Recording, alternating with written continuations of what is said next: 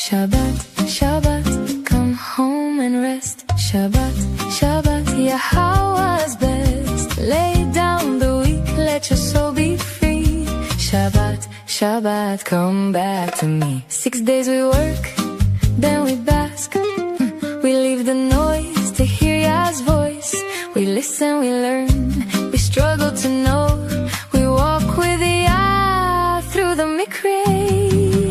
Shabbat, Shabbat, come home and rest. Shabbat, Shabbat, Yahweh's best. Lay down the weak, let your soul be free. Shabbat, Shabbat, come back to me. I love it. Oh, that's a new introduction for our family hour here on the Shabbat. And I realize it's not Shabbat time for everyone. It isn't even Shabbat time for Rainbow, Kansas boy up there on the top. And it's certainly not for you in the People's Republic of California. You're still mid-morning in all likelihood. But for us Easterners, the sun is within about 30 minutes of sinking, maybe even less than that for us in the U.S. Virgin Islands. So it is definitely Shabbat, 7 hours ahead in Israel, and that is our target audience. So that certainly is appropriate for this show. I love the new introduction. It's excellent. Yeah. Odie did that for us. Oda Lape, yeah. Mm-hmm. Well, now, how does he pronounce his name? Oh, don't make me do it again. Oladi Popo. Wow, Oladi Opopo. Does he have a short version of that? I just call him Lottie. Lottie, is that what he likes? Yeah. Or does he like Oladi Opopo? I'm Irish, so Lottie sounded good. Okay, there we go. All right. He is our Nigerian covenant member, right? He's from Nigeria, moved to New York City, and is a techno wizard. Oh, absolutely, yeah. He's done. Okay. I've seen a lot of things from tonight is his. Mm-hmm. Yeah, I hear a lot of really wonderful things about him. We'll have maybe find out a way that get him on one of our shows, and more people in the family can meet him. Yeah, absolutely, you can do that. Okay, so your contribution to the introduction of the show, since I've worn you out, I've been told in the 5-day vlog on the vlog is Audio Popo and the new Shabbat introduction. That's a pretty good start, though. Okay, all I'm going to say is after that song, I am in such a much better mood, and all I can say is TYIS. So, okay, thank you. It's Shabbat. Yeah, there it is. And, we have a very different view of Shabbat than do the rabbinical types. Last time I checked, verbs define nouns, and Shabbat is a verb. Yep. And everything that I have ever studied about Yahweh is all of the most challenging things that he has achieved, the hardest things that he achieved. They're always on a Shabbat. This next Shabuah, it's a Shabbat. The Shabbat for the harvest a little over a year from now, it's on a Shabbat. The Teruah, which is the greatest day, God's going to do more things on Shabuah than on any other day. In fact, I think God's going to do more things on this next Teruah, which is a Friday evening, Saturday, Shabbat, than he has done since creation. I think it's that busy a day. And if God's working that hard on a Shabbat is not do nothing day. That's right. It is not.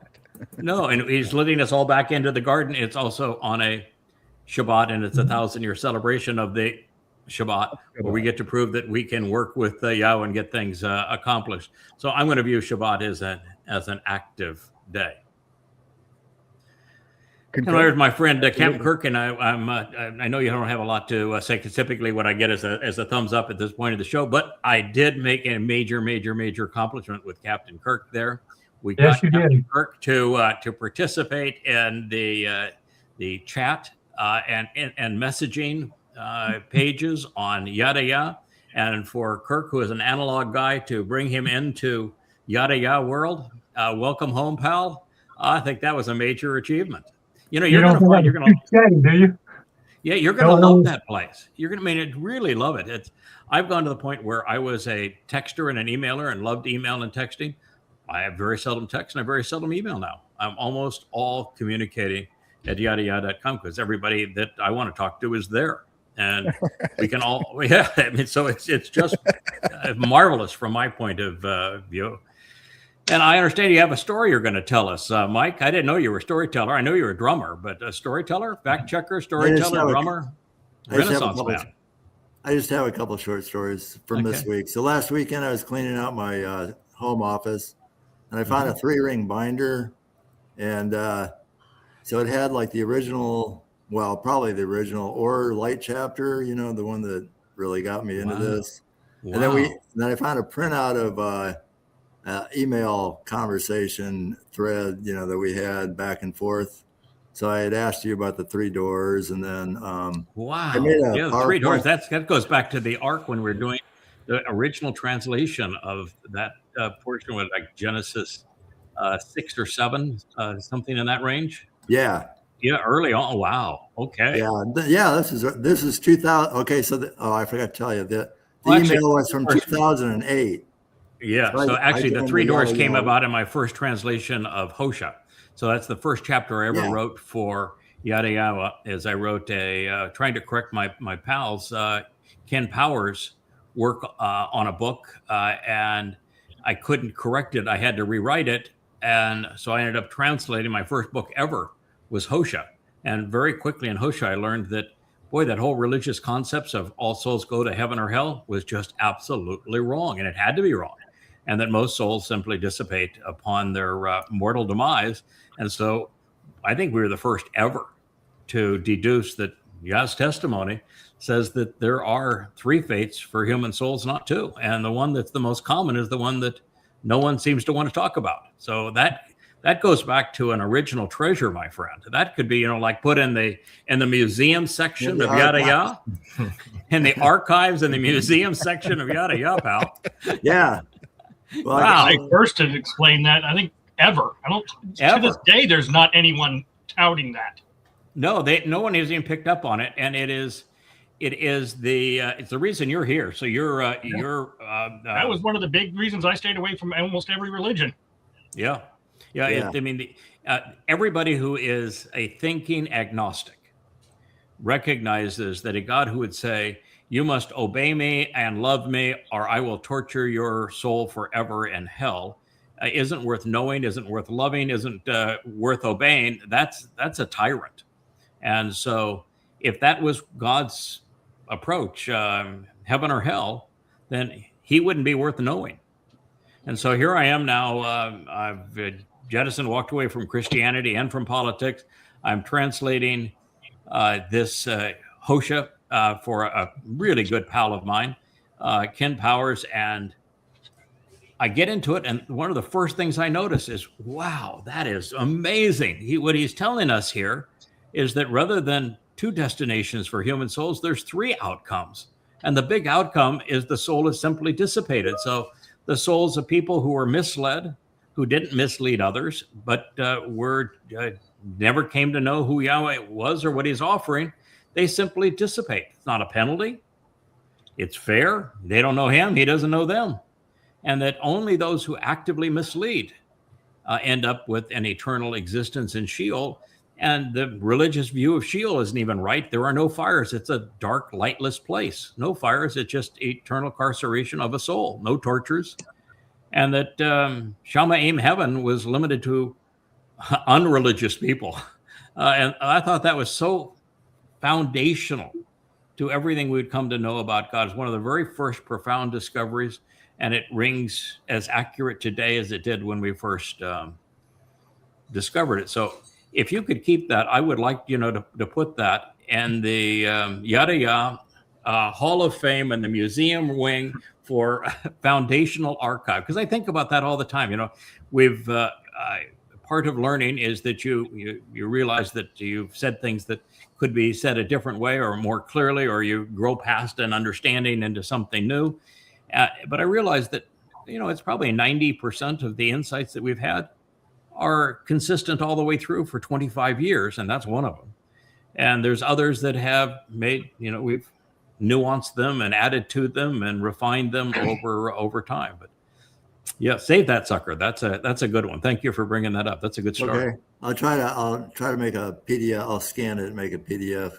Okay, then further on, we were having this conversation. Then I made a PowerPoint presentation based on the Or Light chapter, and I sent that to you in this thread. And then I fact checked you. I think this might have been the first time I fact checked you. I don't know, but in Psalm 22:7, you had said Aradatha instead of Aria lion. And he said, and then you replied and said it was like an old version of Logos or something that was wrong. Or something. Yes. Okay. The second story is, so like Thursday morning around 10 o'clock, I was about ready to leave for work. I go in late to miss all the traffic in Dallas because there's always wrecks. Like the other day, there was like 5 wrecks on 75. That's the highway I have to take. Anyway, so I'm about ready to leave, and the doorbell rings and knock on the door, and I open the door, and there's 2 Mormon kids standing out there. So I had a conversation with them. So, I told them, I asked them if they knew God's name. They go, Jehovah, like, no, it's Jehovah. And let's see, and then I told them that Dode was the Messiah and Son of God and all that, and there was no Jesus Christ, and that wasn't going over very well with them. No, probably not. Paul, he didn't make any friends. Making friends and influencing people. No, and I told him Paul was a false prophet and demon possessed. I told him he had admitted to being demon possessed in 2 Corinthians 12:7. Yeah, so and in Romans he admits to being a sexual pervert. Well, the one kid that probably would have looked up 2 Corinthians, and then I don't know, he didn't get it. And then let's see what else. I told him I asked him about the Mikra. They don't know anything about that. And then, of course not. The first thing they said is, we want to invite you to the temple on Sunday. And I go, well, Sunday's not the Shabbat. Sunday is like sun god worship day. And they were kind of taken aback by that. And really? And then, and let's see what else. Oh, I told him Joseph Smith was a fraud, the gold or copper tablets and all that. Yeah, the golden tablet. Yeah. And then the funniest story about that is that he wanted to prove, somebody wanted him to prove that his credentials, because he claimed that he was chosen because he was an expert in deciphering ancient languages. So he was the perfect guy. Now, he didn't, by the way, say what language the golden tablet was, but he claimed to be and when they asked him for proof of it, he said, I lost it. Right. Yeah. Conveniently lost it. Yeah, completely. I lost it. But so somebody said, okay, here's a citation from ancient Egypt. Why don't you read hieroglyphics? Yeah, hieroglyphics. And so this was before the Rosetta Stone. And he said, I can, no problem. I can decipher this. It's talking about Abraham and forming of the covenant and his relationship with Sarah and with Yishak is what it's all about. And so they said, okay, write it all down. Then the Rosetta Stone comes out and everybody can read the hieroglyphics. It's actually an incantation from the Book of the Dead. Yeah, the Book of the Dead.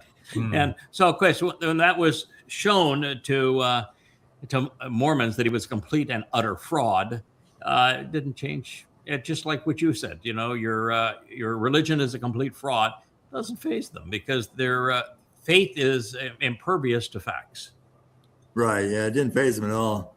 So at the end of all this conversation, I tried to give him one of Shannon's cards, because Shannon stopped by a few weeks ago, gave me some cards. And they wouldn't even take this card, God, so what are you afraid of? It has God's name on it. You're afraid of God's name? Yeah. Okay. Well, no. Thank you for for knocking the Mormons off the rocker. It was always. I'm sure it was entertaining for you at least. Yeah, it was. It was. So, what you thinking there, Will? We had a breakthrough this week. We were working on the Hebrew grammar, and it was a nice collaboration, I think, for all of us to do that. And once we get it up and we get it edited, which shouldn't take too long, I think it's going to be really great because it's beyond Hebrew grammar. It talks about the concepts of the grammar and the ancient Hebrew mind, the ancient Eastern mind versus the modern Greco-Roman mind, and how we're abstract and adjective based, and Hebrew's a verb based language. I mean, it's an action oriented. Most of it's in the Kal stem, so it's literal, genuine, the most simple form of the verb. So I'm learning a lot, and everybody's been able to throw their hat in the ring, and we all did it together. I've talked a lot about my favorite part of Hebrew is that Hebrew reads like light exists, that there is no verb stuck in time. Just on a photon of light, all time exists simultaneously. And so anything said in a Hebrew verb is true for all time, past, present, and future. And that's always been my favorite part of Hebrew, is that it reflects the light that Yahweh tells us that he is most similar to. And it explains prophecy when you realize that Hebrew verbs are like light, because on a photon of light, if you're energy based, you can witness our future and our past and report what happens, where our choices lead, long before they do, so that you're not predicting anything. All you do is you're reporting on future history. So it gives God the ability to tell us exactly where our free will choices will lead. So when they do, we can trust what he has said to us in the past. And that's always been my favorite part of Hebrew. Yeah. But what I don't think I've ever said, because I've been so focused on the details, sometimes I haven't pulled back on it, because I love the stems, because God's interested in one thing, establishing a relationship with us. And the stems exist to establish a relationship between the subject and the object pursuant to the action of the verb. And I think that's absolutely brilliant, that he would have a language with 7 stems that describe and frame the action between the person speaking, or the subject of a verb, and the object of a verb. I thought that was great. And to have a language that doesn't only revolve around free will, because that's sacrosanct to Yahweh's free will. There are 3 expressions of free will. You can express free will first, second, and third person. So you can write a verb that says that this is what you want, and I agree with you. I'm right there the same way. I want what you want. And what language could you ever? I mean, I just think that's magnificent. But what you've said is something that I have never shared before. I'm not even sure I recognized it previously. That's why we can learn from one another. Is that we have come to realize here in the last several months that the thing God's most interested in is our response, action, engaging, being steadfast, seeing the job through. We've learned a lot about tamam, finishing, completing. And so what you're saying is that the mindset of Hebrew is not so much adjective and adverb driven, although I think it is. There's a fairly significant influence of adverbs, not so much adjectives, but that it's action oriented. It is a language that revolves around the verbs. Now, I've said this a lot because I came to realize the only way I could translate Yahweh's words accurately is to look up the verbal root of every word. Yep. And so I take the time. Everything I translate, I go to the verbal root, like Shabbat. That's my discipline. That's my standard operating procedure. I don't think anyone's ever done that before. And so you're saying that is appropriate for Hebrew because the whole language revolves around action. But I would just take it one further, which is that Yahweh's entire purpose is to get us actively engaged with him. It's the only way he can determine whether or not we can be trusted, and that we'd be fun to explore the universe with and do things forevermore, is for us to try, fail, learn, make mistakes, correct them. We need to engage. We need to contribute to the relationship, as opposed to save me. No. Make a contribution. Find a way to contribute. That's what you were doing with the team that is developing the grammar insights for the Hebrew language, which are very profound. Yeah.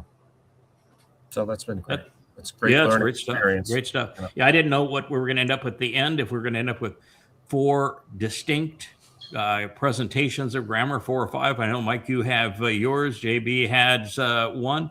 You were putting together one, and Perry has a kind of a combination one.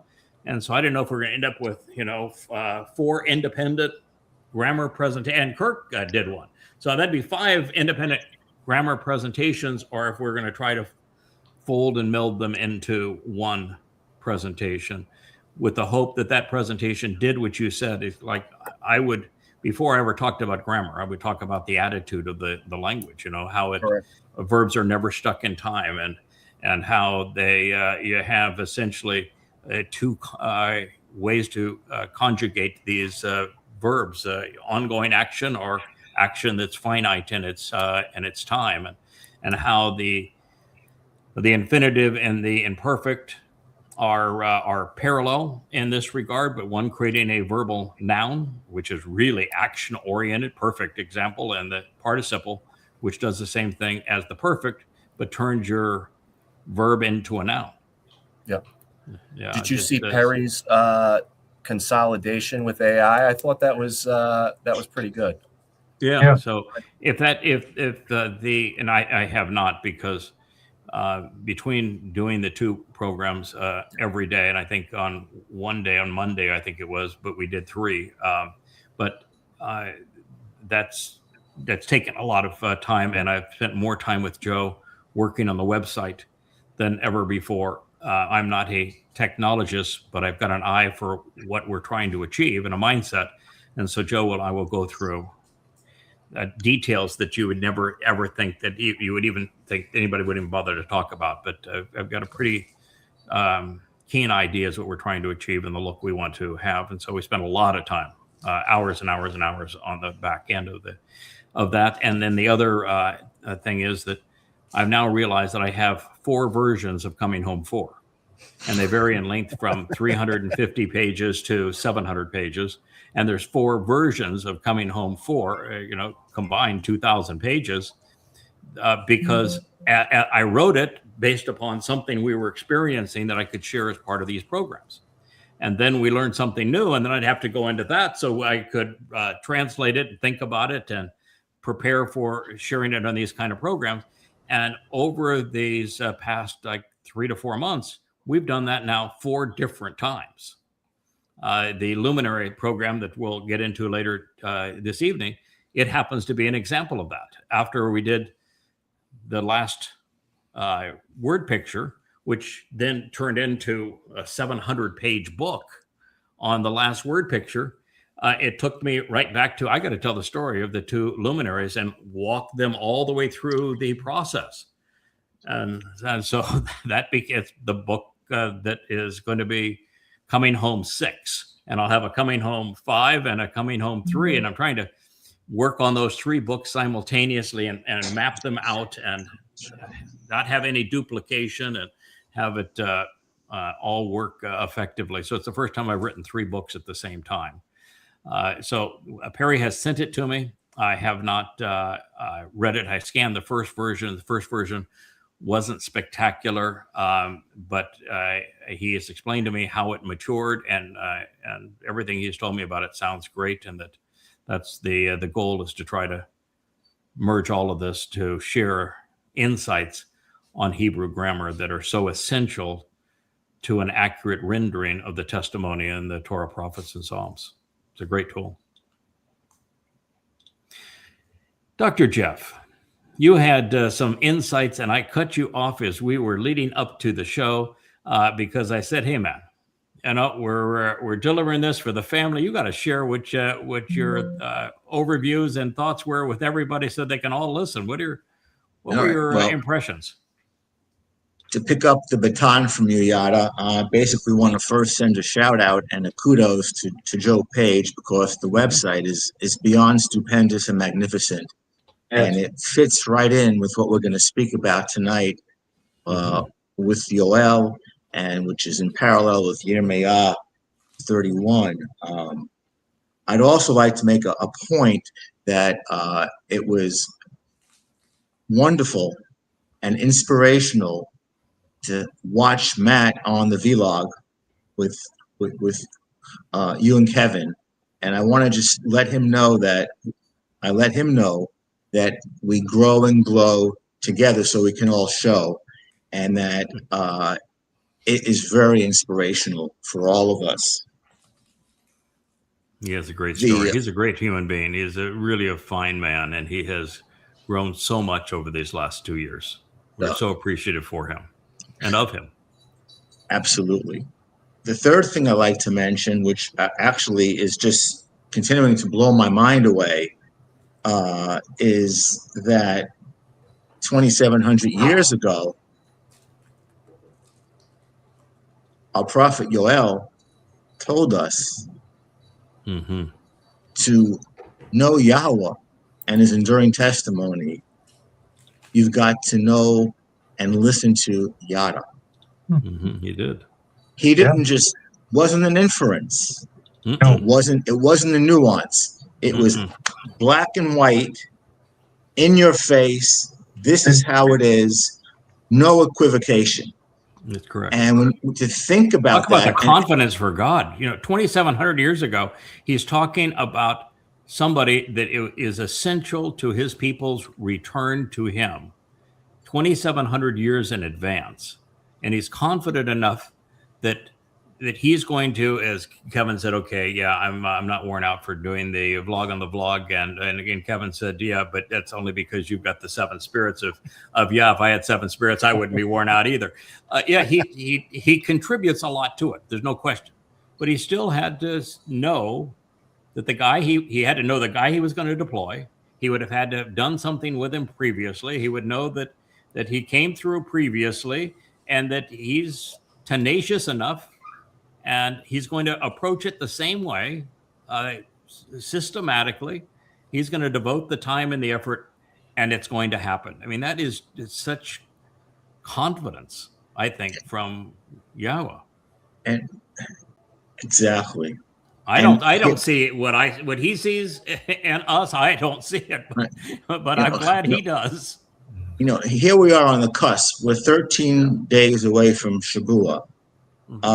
And I've been telling you forever that the ultimate medicine, the ultimate healing, the ultimate way to have eternal life, Shamayim, with our Abba, with Dode, with Boaz, Ruth, and the entire covenant family is to know Yada, to listen to Yada. So that is the ultimate, again, the ultimate Raphael. It is. The ultimate, and I say that as a person who's been around medicine and has been attempting to just transiently heal flesh forever. But this is the ultimate doctoring and the ultimate path to eternal life, which is meaningful in the best way possible. Yeah, it's something that we had a long conversation today with the guys here, and it's something I've had to grow into. If God had said, "Oh, by the way, this is what you're going to achieve and how it's all going to play out," initially, I'd have been worse than Moshe. I'd say, "You're out of your mind. Find somebody else. This is not going to work. I am not that guy." And God gives you the time to mature, to learn, to grow. But he does not give you the time to be satisfied. He keeps you right on edge all of the time. And it's as if he knows that you're capable of doing more than you think. And if you keep on edge, you'll keep right on going. And I've finally grown into the point where I don't run from it. I know that it's absolutely impossible that there's anybody else who ever has or ever will meet all the criterion that he has laid out. And I look back at our body of work. You look at that website, for example, and the content that's on that website and how magnificently it is presented. And there's nothing like that in the history of the world. Okay. And it's not just enormous amount of content and really inspirational content. And they talk about a dissertation, and you can earn your PhD if you advance the field of knowledge in one tiny area. Well, we've advanced the understanding of God in 1,000 ways. And I've written upwards of 1,000 dissertations.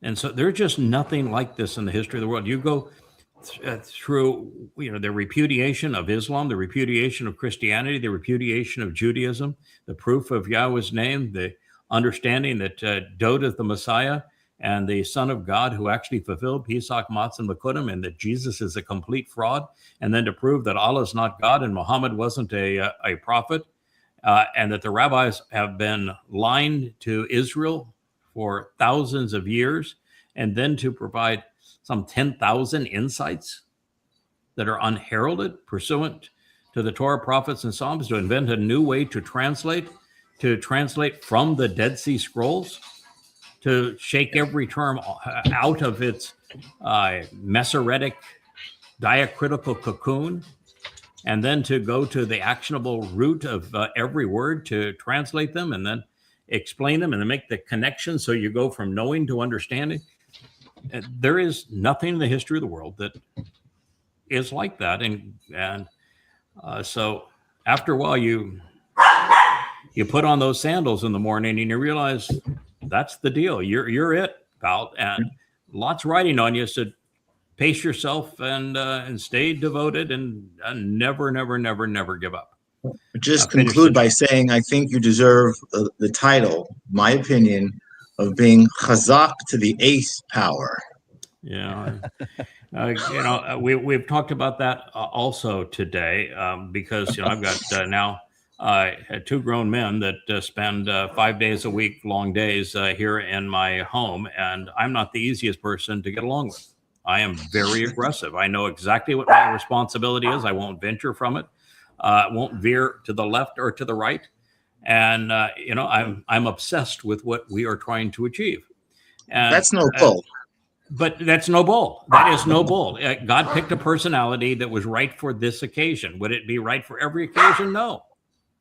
But it is right for this occasion, and it was right for all of the other occasions up to this point.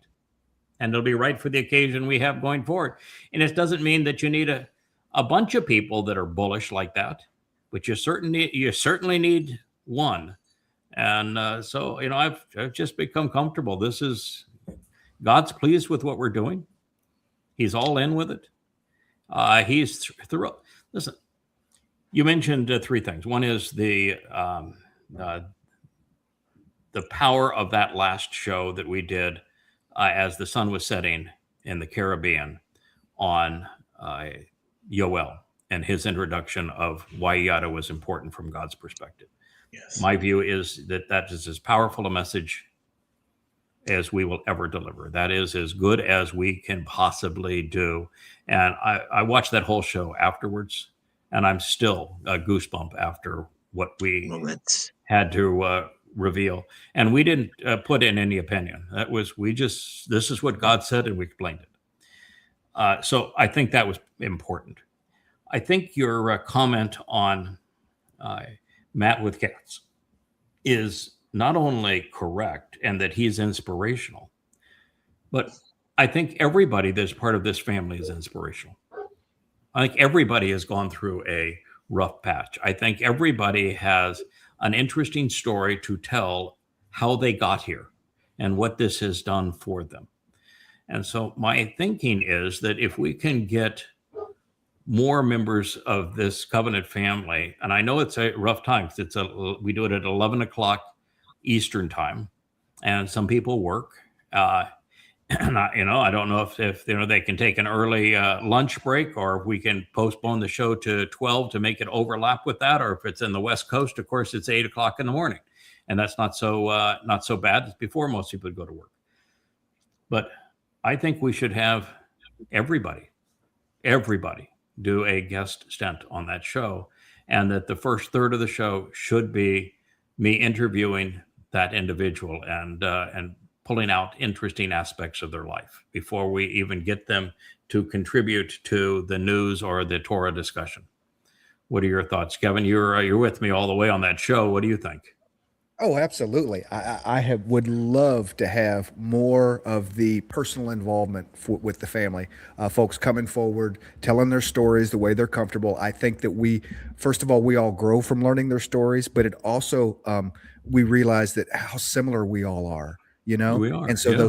those issues that some people have about, why me, why am I special? Oh my gosh, to live in this time, the greatest time to find Yahweh and needle in a haystack, to be one of a million, why me? And then you look around, it's like, why not me? Because it's Kirk, it's all of our Bilotti, stories are similar, right? Yeah, absolutely. We were all similar. I've been told that Mariah and her husband, that's Palm to Face a girl and Mr. Palm to Face guy. In fact, we've actually exchanged a couple of messages now on the on yadayada.com, are interested in doing a show together. Now, of course, the whole issue is, can we create a time to do that others can contribute without so much the shows having to be in the evening or the weekends, because there's only so much I can do before I would face plant, and at this point that is probably not a productive thing. So we'd have to keep it in a period of time that works for everybody. But I would love to see who can participate and what times they would be able to participate in that show. I do think having the discipline to do a show at 11 o'clock and in most days to follow it up with a second show, I think it is working quite well. And I'd like us to continue doing that.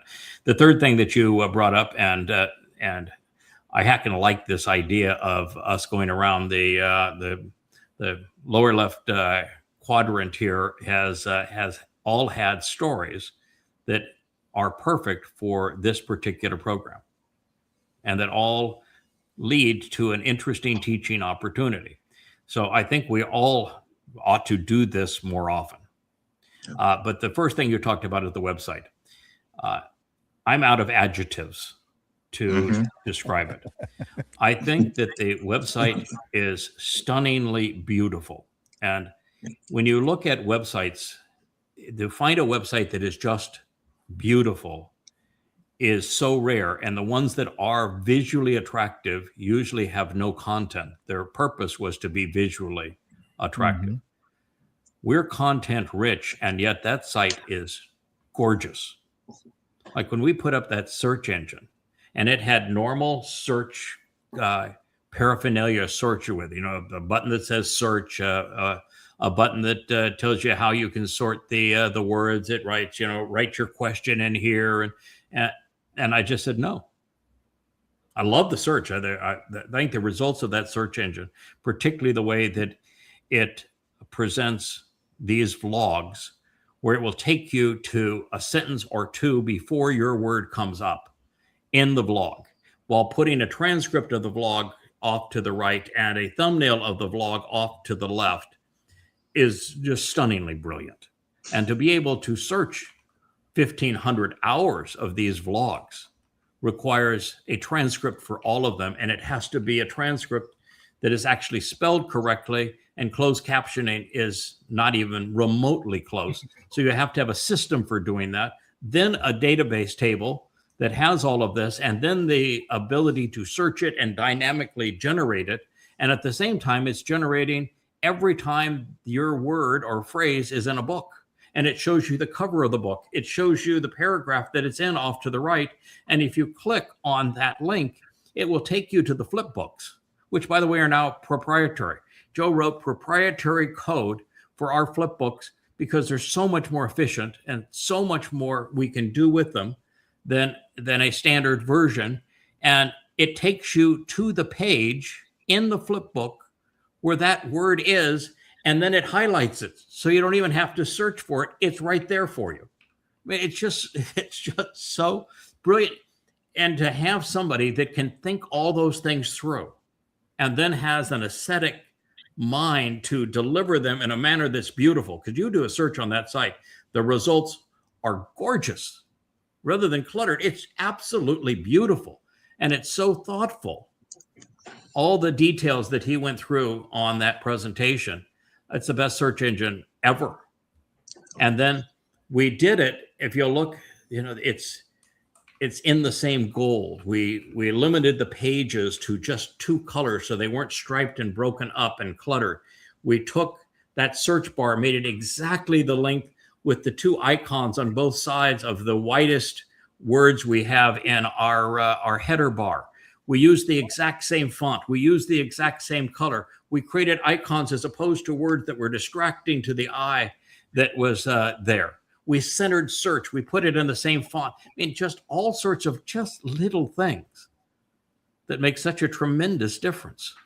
And that's one of 1,000 things that site does. I mean, in a world of AI, where AI can't get out of its own shadow, where it reports on popularity, and what's popular has always been wrong, and it plays to a person's ego, so they continue to hit it because every hit on an AI costs money. Most people don't know it's my credit card that's on that AI engine. Every question, I get a charge.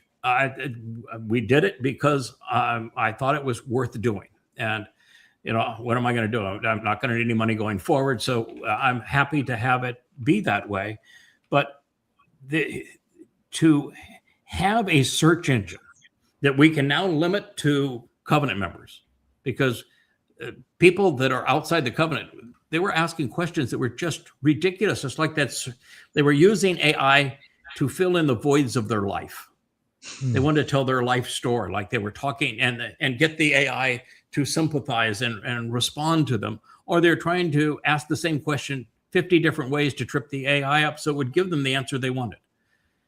So we were able to limit it to members. That changed everything in terms of the approach to it. And then we geared the AI discipline where Joe actually has every AI question, every response, and a grading system, which is now Perry's responsibility, where every AI answer he grades. And he tells the AI, you got this right, you got this wrong. This approach was great, this was not so good. So we're actually training the AI. And we're giving now the AI transcripts of every one of these shows, because what we're learning and that are part of these shows is well beyond what we wrote in the books. And so it has the books, which is upwards of 30,000 pages now, and the transcripts of 1,500 hours of logs. And it goes through all of them to provide a thoughtful answer. This is true artificial intelligence. And as you've said before, and we've all come to know, is that you take a covenant member who's brilliant with a brain and combine it with somebody with an Osama, and it blows away any supercomputer on this planet. Right. And that's another thing, too, is that one of the things I wanted to do with our site is I wanted it to be able to replicate the best of social media while getting us out of the anti-Semitic, racist, religious, political swamp that is social media, because social media now is very caustic. It's one of the most harmful things in our world today. And I wanted to get us out of that, but yet still have all of the potential benefits. So we have a blog that is better than X and better than Facebook, where you can take a short video or a graphic and someone's comment, and then you can add to it, rebuke it, praise it, start a discussion with it. And on those blogs, we have the same thing. You can click on any one of those blogs, and underneath it, there'll be a comment box that opens up.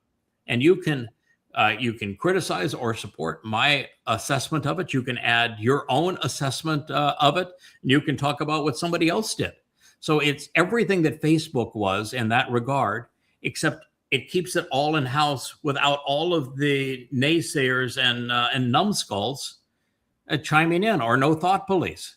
And so every single vlog, every music video, every vlog we have done, you click on any of them, not only will they play, but you stay on our site when they play, and they're actually playing from YouTube, because YouTube has the bandwidth and the data storage to be able to take these gargantuan files that is an hour and a half or 2 hours or 3 hours of video. It's all there. They have the bandwidth to play it, but you're actually staying on our site while you're viewing it on their site, and you have a comment window that opens below it, and you can share and read everybody else's comment, and you're not limited like you were on the others to how much you can write.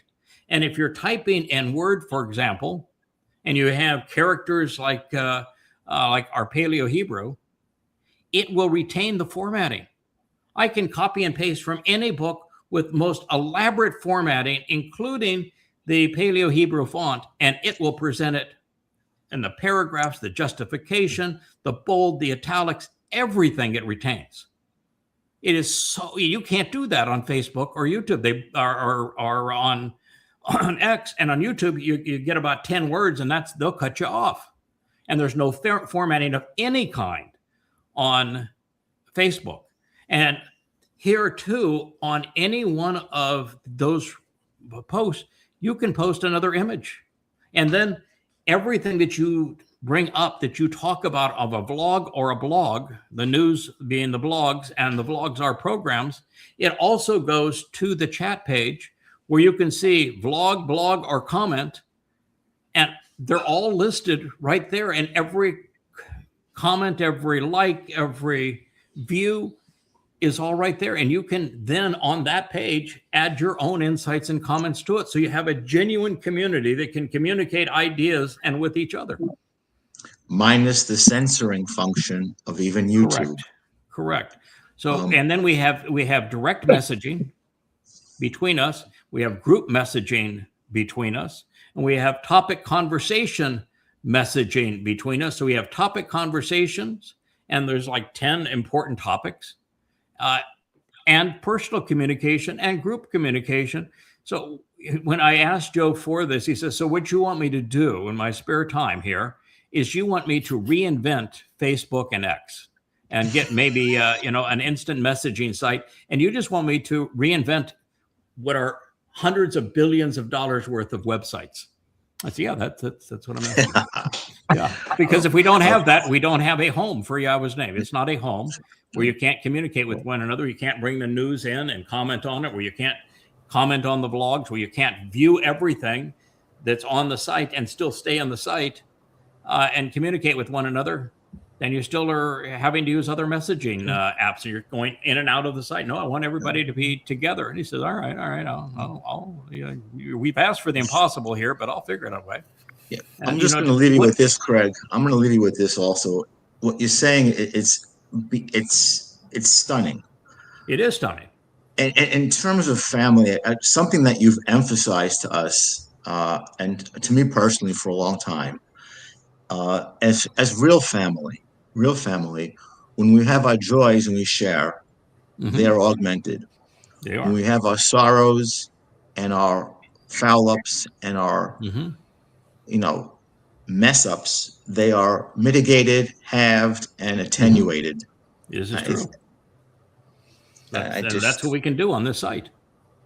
You're right. And that's the beauty of what we've created here for support of family. And it has become so magnificent as this home for Yahweh's name. I am so bold where I am absolutely saying that for now and for the next 1,000 years, this is the home for Yahweh's name. This is what he's been talking about. It's the only home for Yahweh's name. And it is Yahweh's library. And it is Yahweh's family home.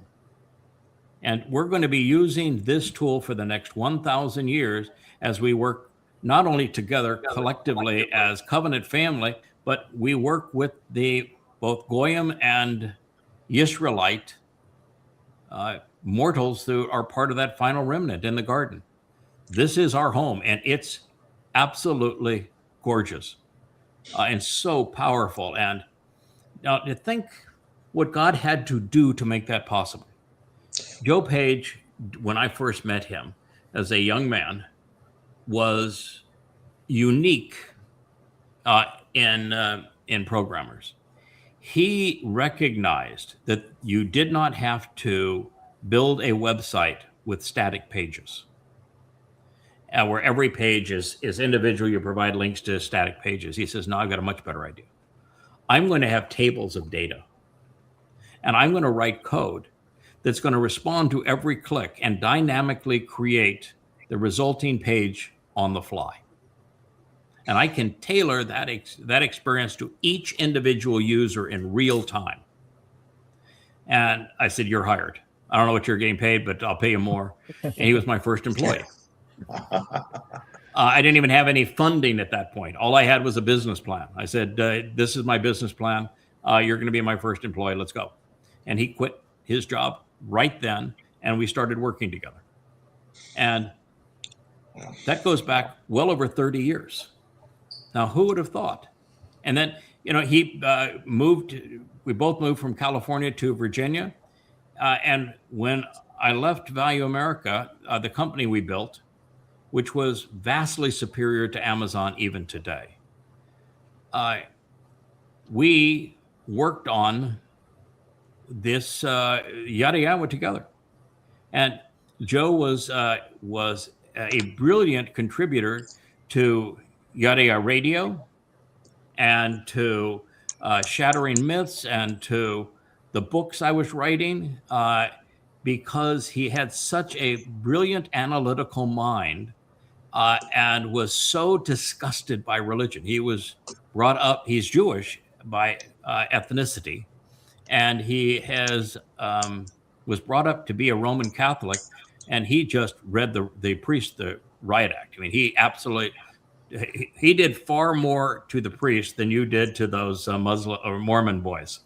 Where the priest says, your son's going to hell, and we don't want him to be part of the church. And you'd hear what Joe had to say to the priests as they were having that conversation.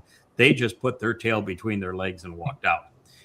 So you have an anti-religious guy who is saying, wait a minute, you're translating the Torah and prophets, proving that religion is wrong. And all the things I hate about religion, you're proving that I was right to hate them. And you're presenting God in such a way that as a guy that is 100% rational, I love what it's, of course, this is what he has to be like. I love it. And now, what would the thought that after all of that time, we would need to develop a website like this, and you would have what I think is the most gifted programmer in the world, who is Covenant, who is willing to devote this enormous amount of time and has the genius to pull it off. Now, so when God says, we're going to accomplish this, or when he said, knowing yada is the answer, well, it takes a family. And without the Joes of the world, it doesn't happen. So I don't know if Joe was there when you visited me in Charlottesville long ago, Jeff. Did you meet Joe on one of your trips? I didn't meet Joe. I met Ken. Okay. I wasn't aware. Was Joe a converso? No, his family had tried to convert to Roman Catholicism. I think he had grandparents that were hugely Roman Catholic, and they were Jewish. They would be converso. He also has heritage of Holocaust non-survivors. He shared, and I should find it again and repost it now that we have it on our site. But what his grandfather wrote, or great-grandfather wrote to his grandfather. You remember reading that? I remember you reading it, yeah. Yeah, you did it. I want to find that again and present it. But it was something that was published in the local newspaper of what, during the Holocaust, what his great-grandfather wrote to his grandfather, and the treatment they were receiving and what was going to happen and how they should proceed in life, and how his grandfather was sent to America at like 6 or 7 years old just to get him out of that so he would survive. And so when they sent Joe to, because the only way that you could survive, I guess, as a Jew is to be converso. And it's like during the Inquisition in Spain. And when they sent him to the Catholic, catechism, or they call those classes, he just tore him to ribbons. I mean, he was brighter, more rational than any of them. And so I had a really astute agnostic that was my sounding board as we were beginning to cleanse the Torah of religiosity. So I thought it was pretty spectacular. But he's our guy. He's He's the one writing this, and we have a relationship that goes back, 30 plus years of being best friends. You might tell Joe the chat room's got new ideas for him. They're all talking right now about the Yada Yada app and the features they want in it. Oh yeah, yes. I happen to agree. We should. We should, and he will. And he's.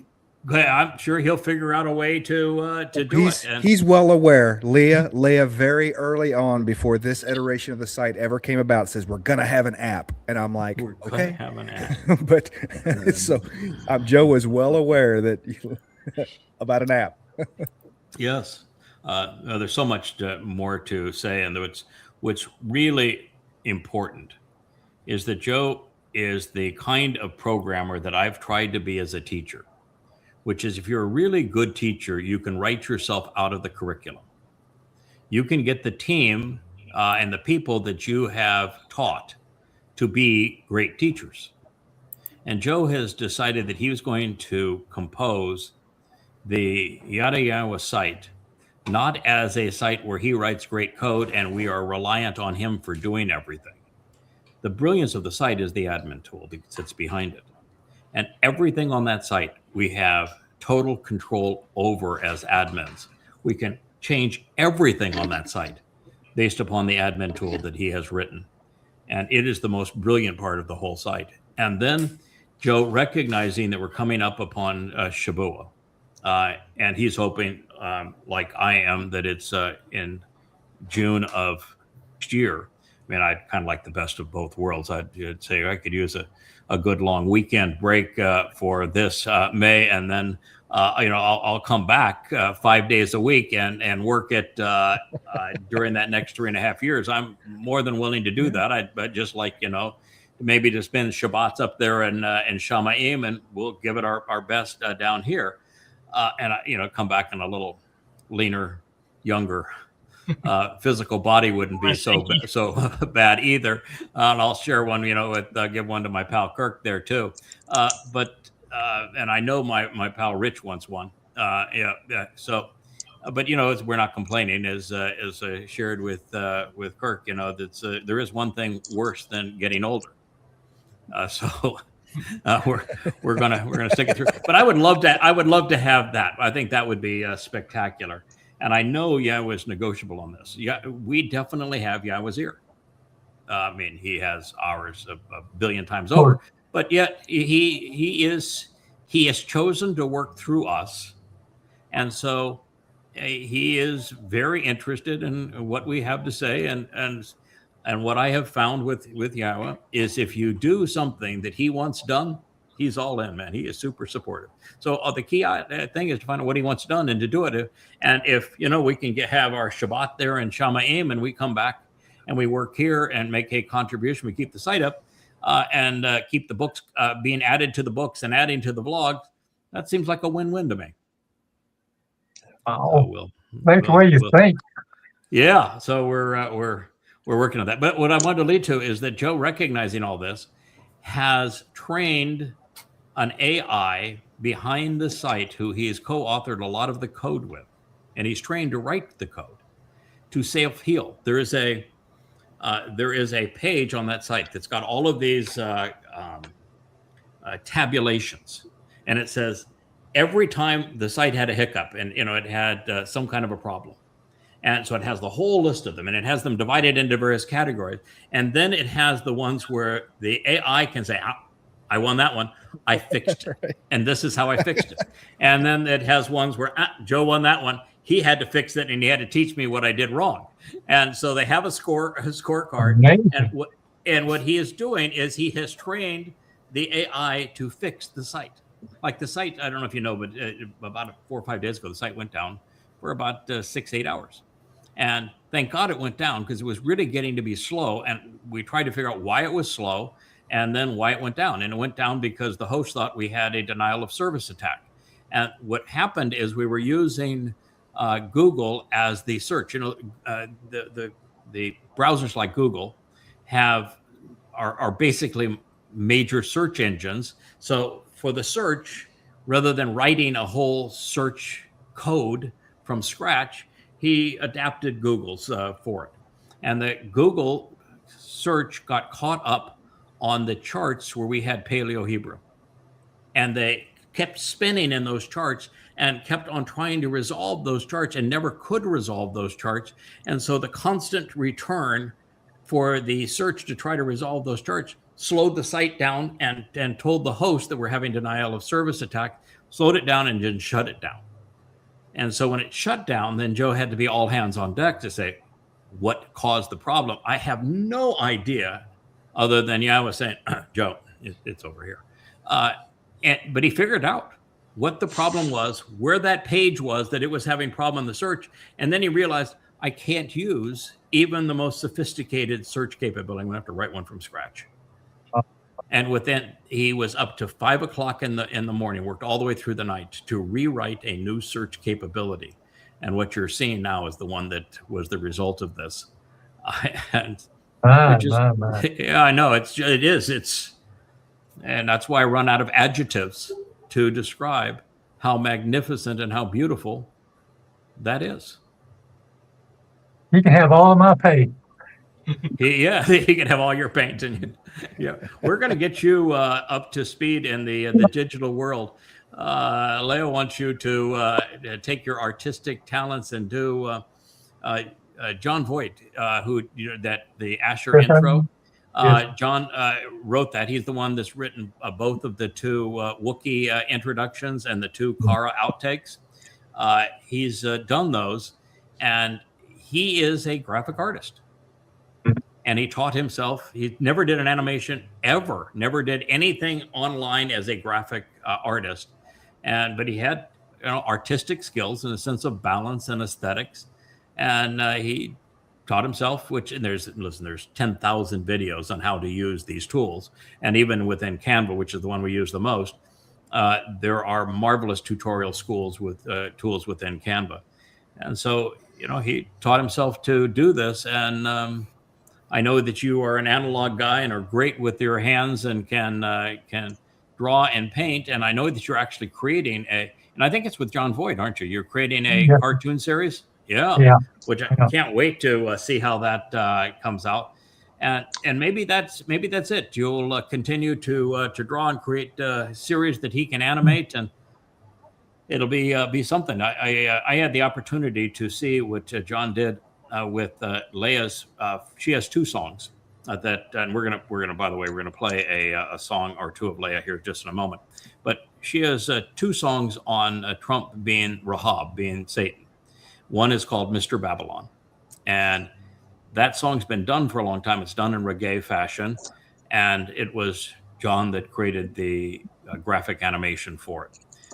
And while it's done, there's some tweaks that, Kevin, you do to it. And we're going to have to create 2 versions of it, one for Facebook, one for Rumble, and figure out a way that we can get them to play nicely on our site. But it's beautiful stuff. But what I wanted was to have the Star Spangled Cosplay, which is I think some of the most clever, funny, biting lyrics ever written as political sarcasm. I think it's her most brilliant song, just in terms of putting on her epic Elia sarcasm. And I really want that one to be released at the same time. I want this to be a 1-2. The Mr. Babylon is the warm-up act, and Star Spangled Cosplay is the main performance. And when we have those 2, obviously we'll do a show around them and talk again about why we have identified Donald Trump as Satan incarnate and how we can prove that that's the case. And it should be obvious to everybody. But I know that you look at a guy like that, and you look at it's not Obi-Wan Kenobi, but our friend from the Techno Wizard. OPP, now you know me. OPP, now you know me. Oladi Popo. Oladi Popo. Okay, that's it. Yeah, Oladi Popo. And he's probably laughing at us not being able to speak a name that's probably as common as Kevin and Nigeria. But nonetheless, we are. Listen, if Moshe's issue was that he slurred his syllables, and it seems to be one of the criterion that God wants. I don't want somebody too polished; they're not real. I'm not looking for perfection and dialect and polish. I'm looking for real. Then he knows that we have a good excuse for not being able to pronounce his name, and it's actually a sign of honor and respect to have not being able to say it correctly. But he's the same thing. He had no, I don't think, any prior artistic skill in this regard. But that's the thing we are the most in need of is people coming up to speed on these tools, and it isn't something that we can say, okay, if you want to do this, we'll teach you. We can't do that because we don't have the time. We don't have the time to do that, and there's all the tools in the world for somebody to and all of these various resources and all of the tutorial tools that you could possibly imagine to teach you how to do it. And so you've got to sometimes just take some initiative, go learn how to do it, and make a contribution, because what we're finding is there's lots of forms of communication. One is the way that I have communicated all through the years, which is we write a book, right? Black and white. We write a book. And then what we have found is that, well, there's also, we can talk to you. You turn on the camera, you turn on the microphone. We did it as radio. I did it as radio for 15 years or more. And now we have the vlog format so that it's video and talk. We call it a vlog. And that makes a huge contribution. But we also have the music, which conveys the message more emotionally, more powerfully, in a way that people can retain it. And then we can take that music one step further and score every song to a graphic background that underscores the message and communicates it even more visually, as we're going to see on these next two songs, but also where the lyrics are legible and they're written as part of the visual presentation. So you're reinforcing what you're hearing in your ears with what your eyes are seeing, and retain it and process it more. I think it is the epitome of communication. And that's why we have an entire page just devoted to well over 100 original songs that are all focused on yada yada. Talk about content. That's just extraordinary. Speaking of which, I'd be remiss if I didn't mention the magnificent talent that Amma is, and what a magnificent conductor she is. Now, you'll notice that she is not here this evening. It was a rough day. And we're going to have to figure out a way that she returns to a normal life. We're all built differently. As you can see, I'm built like a bull. I'm resilient as hell. I've been through the ringer. It takes a lot to phase me, and if you do get up my dander, I'm going to come right after you. And I'm just built to take it. I've done it all of my life, and nothing's new. And God has now taken me to the point of 25 years every month, adding to it. So you get some backbone, some resolve, some grit. Leah's an introvert. She never wanted to be written into this story. We come to realize that she is the Amma of the last Mashal, and that Dode actually is her daughter, or her son, and God has all sorts of expectations for her, and speaks of her often, and the responsibility of that, the sense of pressure, and have it all fall on you at once, is a major burden. I don't think that there's any way I can properly express that when I say, we read that I am this Yada fellow, that I am the Choder, I am the Nakri. I am not bragging. Every recognition that God provides is a burden. And it is a tremendous burden. And it weighs very heavily. And so you had better be built for it, because of the weight of what you're carrying and the responsibility that comes with it, and the devotion and dedication that is expected, and the realization that if you screw up, the planet could be lost and God's entire plan could be for naught. And it's trust me on this, it's a burden. She's not built for it.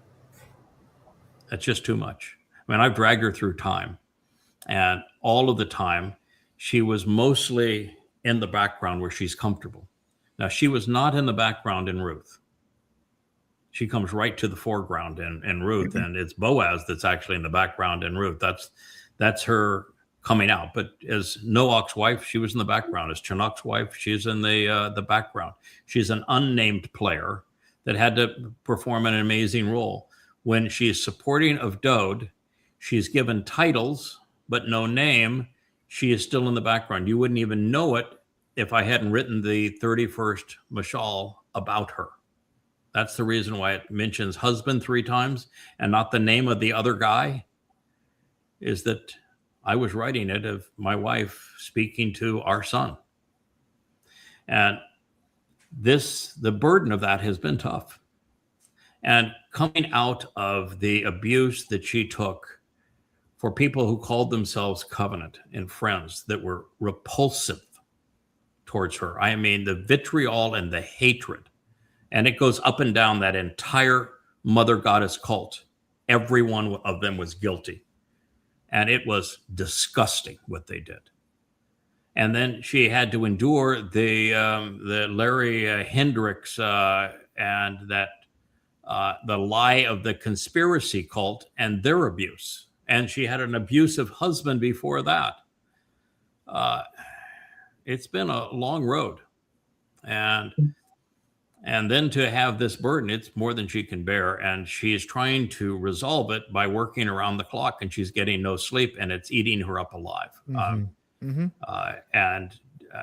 if we can't get her off that chair and to stop writing songs, and 8 o'clock chimes, she goes to bed and gets some sleep. Even if she can't sleep, she's at least in bed trying to rest. If we don't get her so that she's talking less on the phone, because she is now the glue for so many people where she's on the phone hours and hours and hours. She's an introvert. Every conversation drains her. You know, we have to have the Perrys and the Riches here to make what we do go. And they know it, and that's why they're here. But still, they're now inside of our home. And she's an introvert. It's draining. So everybody that is participating here, you need to be a contributor to Leah and not a drain. And it's going to be important that music group, for example, in the graphic group, get to the point where they're as independent as possible and are making a net contribution without being dependent upon her, because as an introvert, there's only so much she can give. And I'm not in a position where I can help in that regard, because it is her silo and she loves the branding and she's not going to share that. But also, to do the job that I've been assigned to do, I can't get involved in anything else. That's why when Rich says I'll run, all of this gear for us and run this show, I don't get in his way. Now, I might watch a show at the end of the night and I'll take a few notes and say, I think that camera angle was great. We had a lighting problem here, or a focus thing there. I think if you do more of that, it'll be better. And we'll have a quick review. And when we set something up, I'll say, let's look what the sight lines are and that sort of thing. And we'll do a quick review. But otherwise, man, it's completely offload that. That's yours. Mm-hmm. Now I can focus on what I have to do. But I'm built for it. That's I am I'll work in parallel, but I'm writing 3 books at one time and doing these shows, and building the site. But it's eating her up. She's an introvert, and it's very draining, and she's been through too much. And today was a breaking point day. She needs to be optimized. She needs to be optimized physically. She needs to rest to be at her best. Keep in mind that she is the reason that the kinsman redeemer was delivered. That is correct. Without her, kaboom. It's over. Kaboom. Yeah. It's one thing to have the 89th Mizmor be the tool that got Dod's attention such that he returned to Yahweh, who he was running away from and disparaging. But that wouldn't have happened had she not softened him up and talked to him like no woman had ever talked to him before. He had no respect for women, and she got his attention. And that her speech and the 31st Mashal is brilliant. Yeah. And had she not done that, would not have happened. And of course, she's coming at this from already having established the greatest love story ever told, where she, as Ruth, announces, I am your Amma. I am the productive mother. And I'm going to deliver for you the kinsman redeemer. And I'm going to be there for both of those harvests. And oh, by the way, our home is Bethlehem. That's where we're going to bring him out. And she had all that experience going for her, and she had all the confidence in the world. And she knew that he had very poor judgment in women and did not have a good sense as to how to be a father or how to be a man. And she is as responsible for Dod coming back to Yahweh and growing up and maturing as anyone alive. And then she is literally his mother. This idea that Mary, mother of God, that's absolutely BS. There was no Jesus, there was no Mary. But it's Ruth. And she was brought back. And so, these are not quiet. Those are not quiet roles. No fulfillment of matzah without no fulfillment of matzah. No, for Dod to go from what he was in his life as the shepherd boy that became the king, who was afraid of his own shadow much of the time, running from King Saul, running from his son Absalom, running from God at the end, to turn into the man that said, yeah, I'll let the Romans nail me to a death stake and torture my body to death. Yeah, I'll sign up for that. And I'll go into hell carrying everyone's guilt, trusting Yahweh and the Spirit to protect me in Sheol so that I can redeem my people. I'll sign up for that. I'll do that. You think of the kind of upbringing that was required of the 30 years that preceded that, to have him say, yes, I know that's my purpose in life and I'm going to do it. I'm committed to it. And you can imagine at somebody like that, and he has to go before the Romans, and the Romans are acting like they're all big shots, like they own the world. And they ask him, so you think you're a king? And he says, yeah, I am. I'm not only the king of Judea, of which you're in my house, and the king of Israel, which is much bigger than that. I'm the king of the universe. And then what are you? King of the universe. I'm coming back as king of the universe. I am Elyon. You have all these fake gods. I'm the living embodiment of the real God. Yes. Now, you want to talk? This is my city. It's called the city of Dod. Yeah. Oh yeah. Imagine, and then saying, we're going to flog you to death. Yes, I know. Get on with it. Get on with it. That's the plan. You're going to flog me to death, and there's going to be a nincompoop that's going to claim to be a Roman citizen that's going to claim the Jews killed me rather than you. Yeah. And by the way, all you're going to touch is my body, which I'm glad to get rid of. So let's go. But she, together with you, infused him with a testicular fortitude. And I emphasize she. What it took. What it took. The testicular fortitude to do what he had to do. We had to model. We had to be his parents, and we were, and obviously we prevailed at it. You have a song. Speaking of Ruth, don't you? We do. We have a song. Where I will go where you go. So yeah. One of the great lines ever uttered. Your people are my people. Your God is my God. Where you go, I will go. This is Ruth to Naomi as they ventured back from Moab and back into Yisrael. even before it was Yisrael. And at the time, keep in mind that Boaz was the head potentate there in Bethlehem at a time that there was no Jerusalem. Yeah. So this was the capital of the Hebrew world, and he was the primary landowner and business owner. Had a pristine reputation, and she went in there as what is considered the lowest status possible, where she was perceived as a goyim. She was no more goyim than was Boaz, by the way, if you followed their parent and their family tree.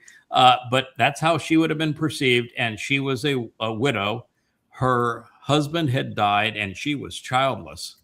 So she was childless and a widow, and perceived as a different ethnicity. So she would have been the lowest of the low, and she was a woman who had no rights. And she went into that town and she took it by storm. And she won the heart and the mind of the guy that was the primary landowner and business owner of the number one town that would have been and what became Yisrael in Bethlehem, the very town that, of course, Dowd would come from twice more. And she is the great-grandmother of Dowd, and she will be the actual mother of Dowd 3,000 years thereafter. And when Dowd fell off the wagon, generations before or after the Ruth and Boaz story, she's delivered again as the Amma to save him from himself because he had fallen so far. So it's the greatest love story. It's the greatest prophetic story that there is in the Torah, prophets, and Psalms. And it's one of the least understood. And we're here to tell it. There we go.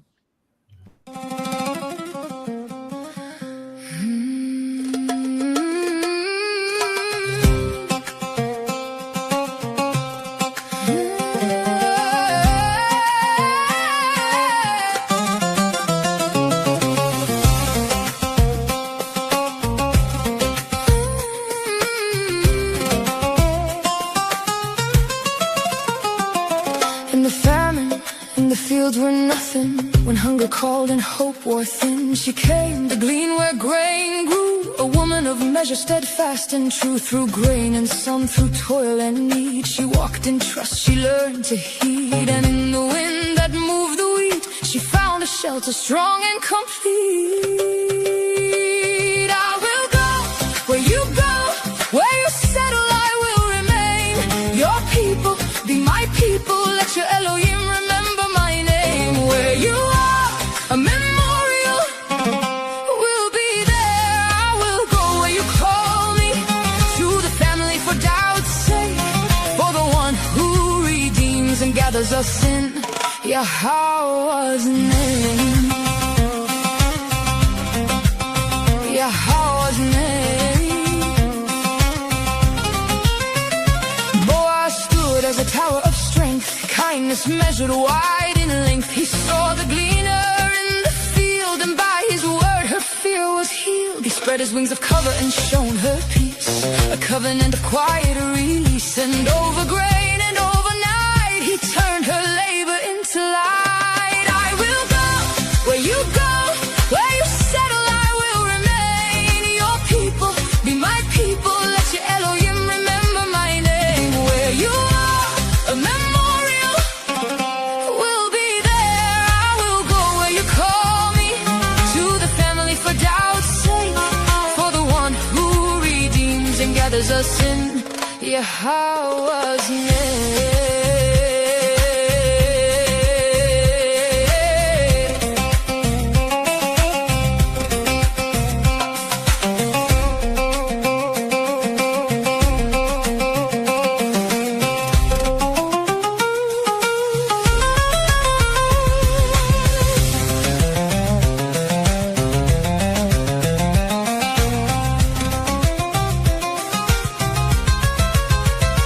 This is how in ease but in returning, not in taking but in giving, not in distance but in drawing near. Through thirst, through hunger, through the harvest, through the field and the promise, through your house family and the strong one who sows the grain.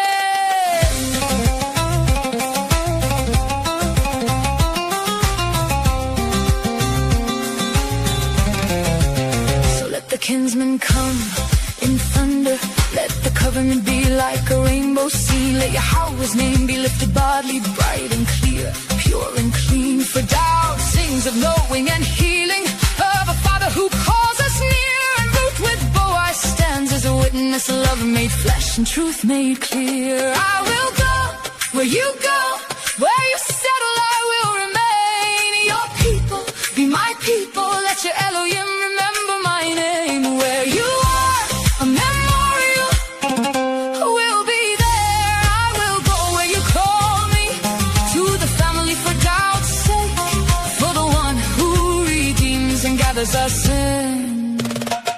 Yahweh's name.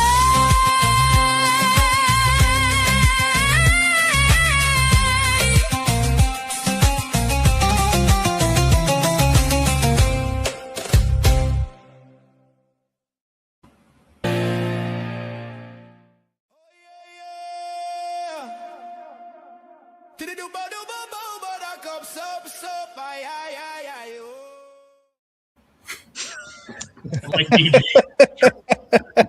No. That did not go with that video, but No. But it does. No, that's how all the videos should end. That should all end that way. I went from tears. I kept on wiping tears from my eyes to laughing at the end. I am doing everything I can to create the 4 variations of Coming Home 4, which is going to be Coming Home 4, 5, and 6, so that I can get to the point in the context of Luminaries, which is the book that we're currently reviewing, that I can translate and interpret every word of Ruth's story. When it comes to women in Yahweh, Ruth's it. It's not Sarah. Certainly not Yahweh. It's Ruth. It's not Deborah. She's great. It's not Hannah. It's not Leah was great. Not so much Rachel or Rebecca, but Leah was great. But Leah is Ruth. She's the most important person in the whole story. I've always loved the story of Ruth. Yeah, it's the greatest love story ever told. It's real. It goes from heartache to brilliance to love. It is this constant tug of war between head and heart, and every word of it is prophetic. This is how the kinsman redeemer died. The very firstborn son of God was delivered. This is his mother. And you have in this story a man who was quite likely the most important person in Israel based upon his labor and what he was contributing prior to David, and was more committed to work and to improving the community than even David was. A man that got dirt under his hands, fingernails. He was a worker, and he owned the land. He tilled the land, and he treated the land and his people by the Torah. He was so extraordinary from God's point of view that God instructed that one of the 2 pillars on the portico of the temple be named after him. You need to understand, he is a really important guy in God's story, and is probably the second most important person in God's whole story. And yet he is an afterthought in that story. That's what a point I want to get to. It's Ruth's story told from her perspective.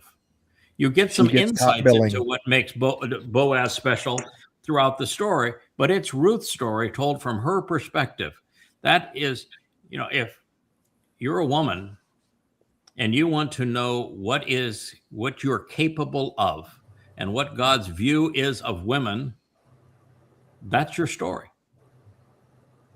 And what's so amazing about that story is that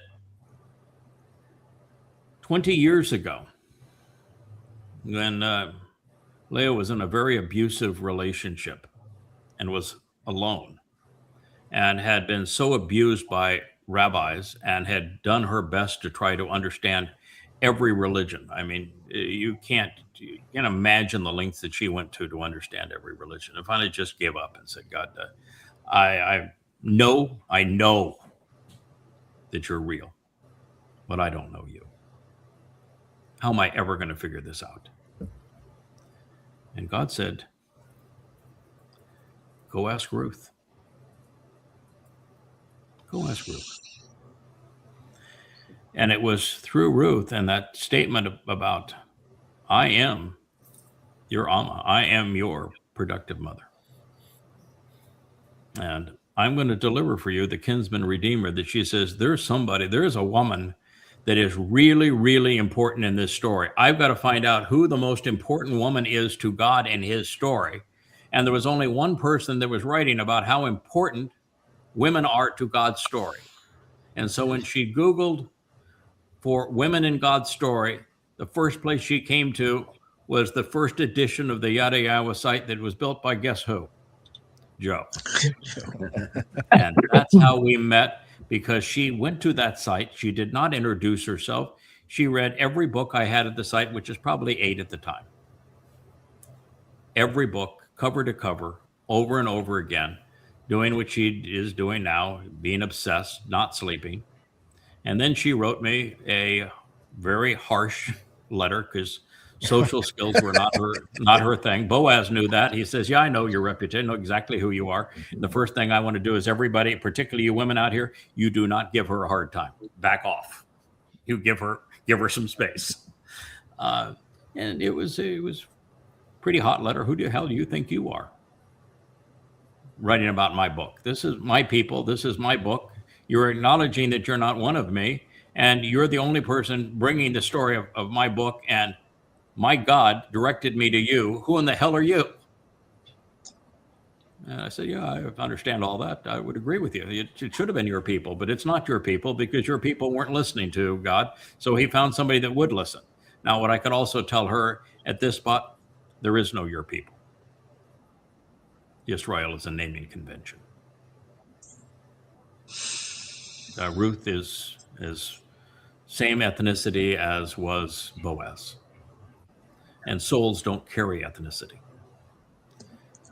There are times that I have been, as a soul, put in a person that would be considered a Yisraelite, and there's times when that was not the case.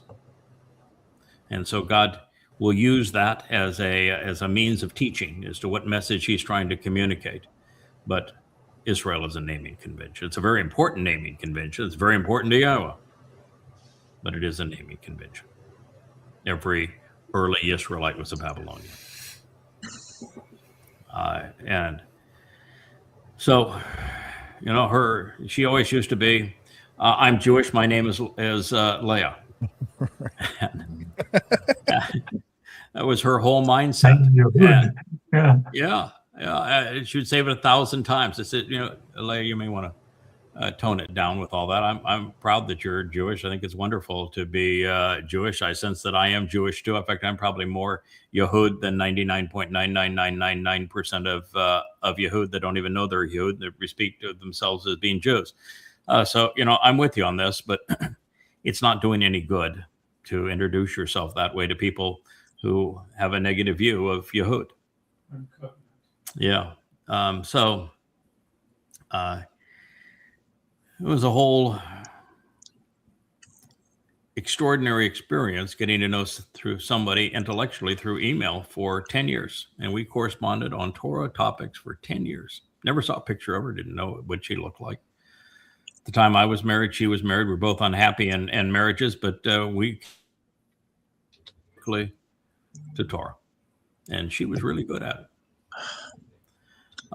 And we finally had an occasion to meet, and the rest you all know. But in this Boaz story, she was not my first, and I was not her first, right? But we found each other, and we delivered the kinsman redeemer then, again, and again. And guess what? We're doing it again now. How are we delivering the kinsman redeemer now? Because he's unknown to his people. He's been robbed of his accolades and attributes and achievements, and we're delivering him back to his people so that he can return to his people. It's been our mission since she was Chinook's wife 6,000 years ago. It's what we do. God loves his son. Adam, who became Dode, is his firstborn son. And our job has been to deliver him, to protect him, to support him, to encourage him, to be parents to him, to model the covenant for him.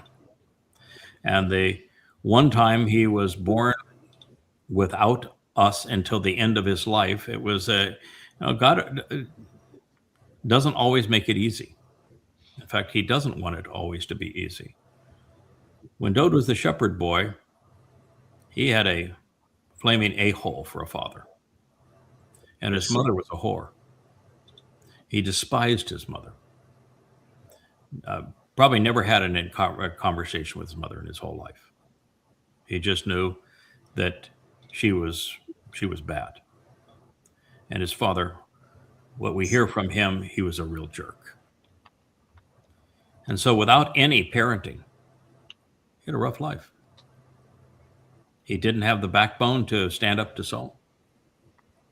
He made very, very poor choices and women. He didn't have a single happy marriage, and he didn't know how to treat women, how to respond to them, and he was a worse father. He was a horrible father. And it all came to a crashing halt, after the Absalom rebellion, after the Bathsheba mistake, and Dode is trying to run from God. God is condemning his own son. They won't even talk to each other. And that's when we returned to deliver Dode from himself and back to God. And we did. Oh, we had big assist from, God's a pretty good helper. He's pretty good at this stuff. And we're working for him. But we did. I started off as Obed-Edom, and then became known as Ethan Hajraki. We did it. And then we'd come back as Boaz and Ruth again to deliver the kinsman redeemer for real for his fulfillment of Pesach Matzah B'Kudim in 33 CE. That story is the single most important prophetic story in the whole collection of books. The greatest love story.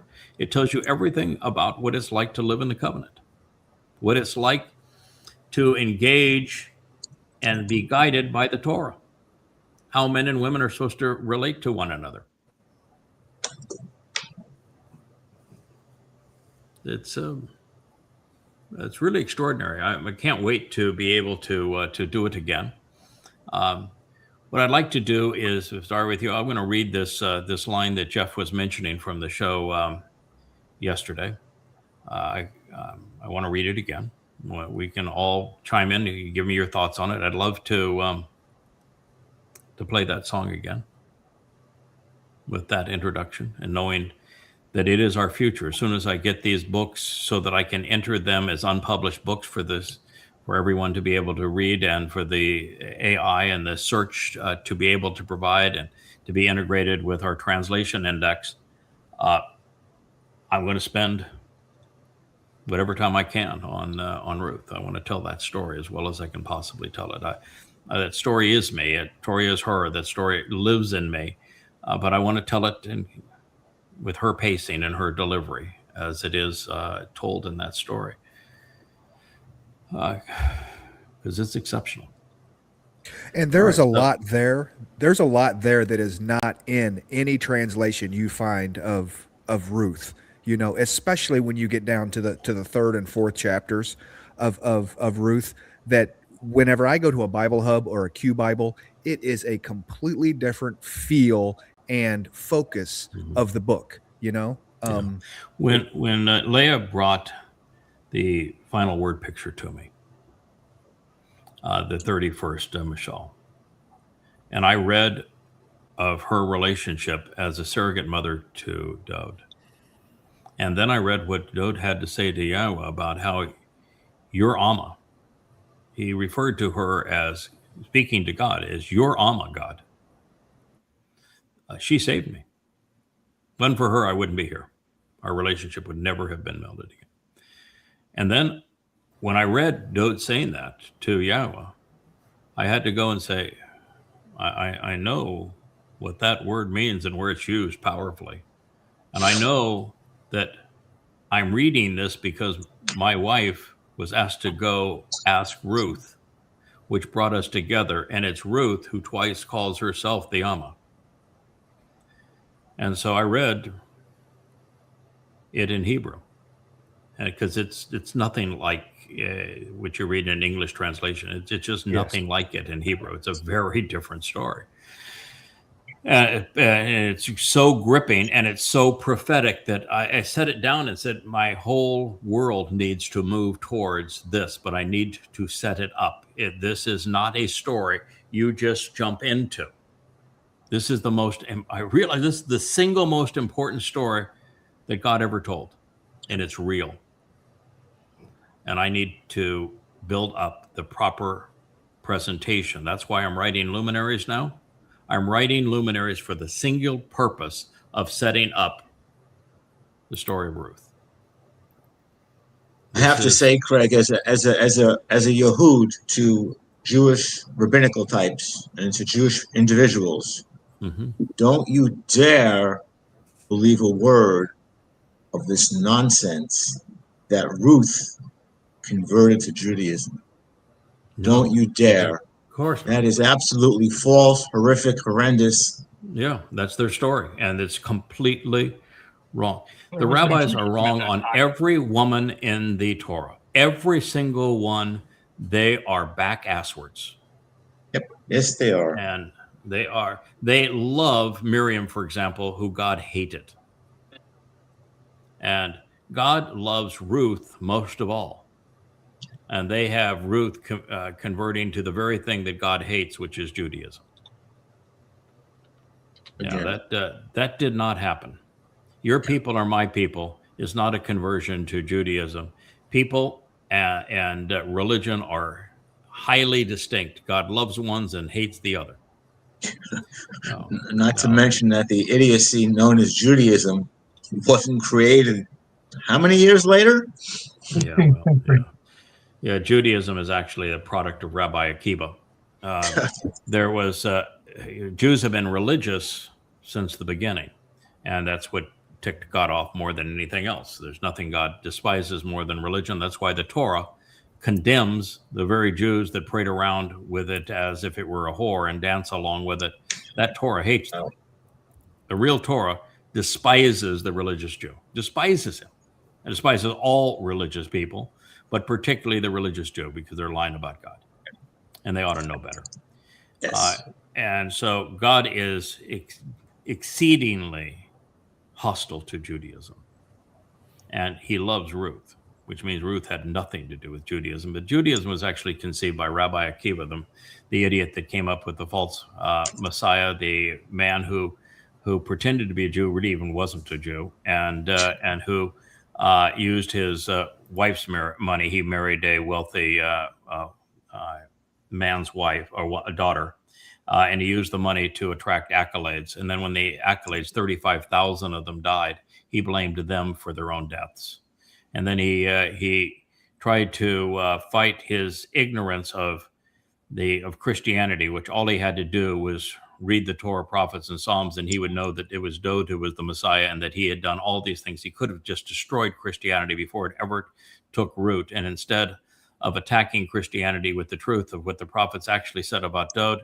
He foisted his own false apostle or Messiah on the world, and he brought the Romans in to destroy Judea and to cause the diaspora. And that's the father of your religion. That's how stupid you have to be a rabbinical Jew. You have to be a complete and utter moron. So I know she did not convert to Judaism. Yeah, I just say that as somebody who's a Yehud, I'm adamant about that. And you just gave Akiba another notch on his belt, that he weaseled his way to a sugar mama. Mm-hmm. He did, and he used the money to create a following. And then when his following, 35,000 acolytes all died, he blamed them. He was a scum. That was one of the most disgusting human beings, and he caused the diaspora that led to the Holocaust. And he started the religion of Judaism with the false Messiah, Bar Kokhba, for which the rabbis get their six-pointed star, son of a star. He is reprehensible, as was Maimonides. And so the religion of Judaism is one of the most reprehensible things in the world. And it's responsible for Christianity, and it's responsible for Islam. It's the mother of the horse. When you think about it, if he hadn't caused the diaspora, there might not have been Jews in Arabia to sell Muhammad the Talmud stories.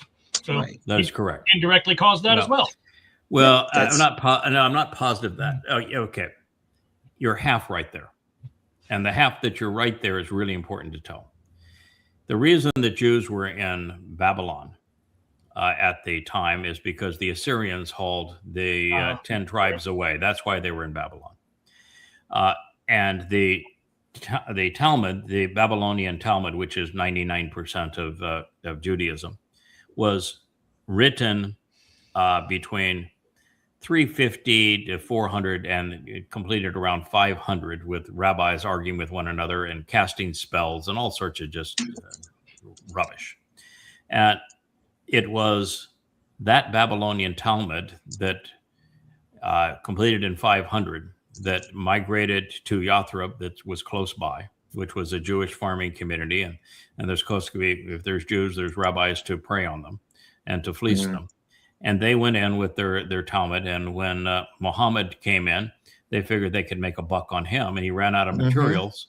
And so it was the rabbis that sold Talmud recitals to Muhammad, which he twisted to make his Quran seem religious. Without those stories, you would have never heard of Muhammad. There would have been no religion of Islam. There would be no Quran today. The Quran is comprised of twisted Talmud stories that the rabbis sold to Muhammad, and that he attributed them to Allah.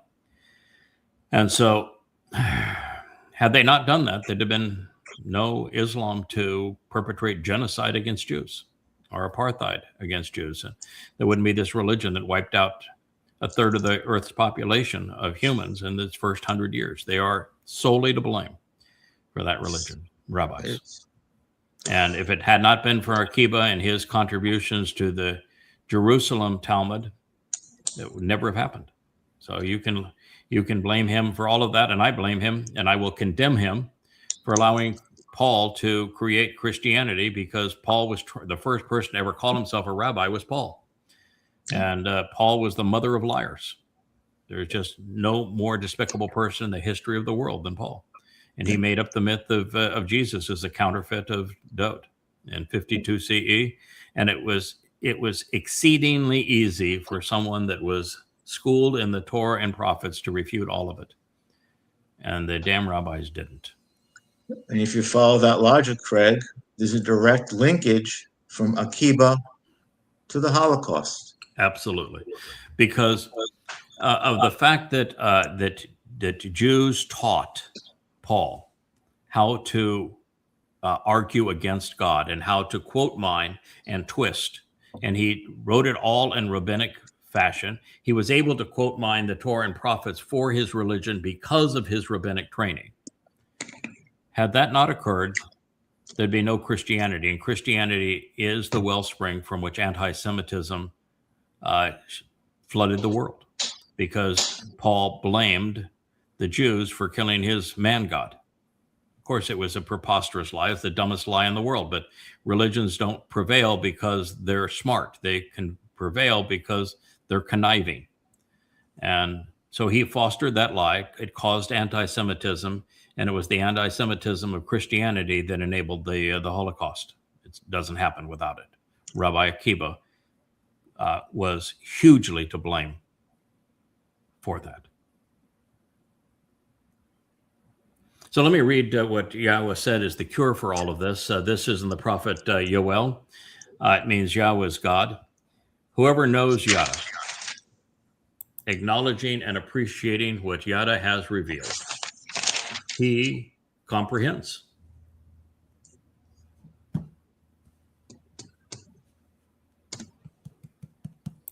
That guy. Yahweh. So God starts off straightforward. Whoever knows Yahweh, acknowledging and appreciating what Yahweh has revealed, he comprehends. Whoever discovers and pay attention to Yahweh, he is made aware and realizes what's true.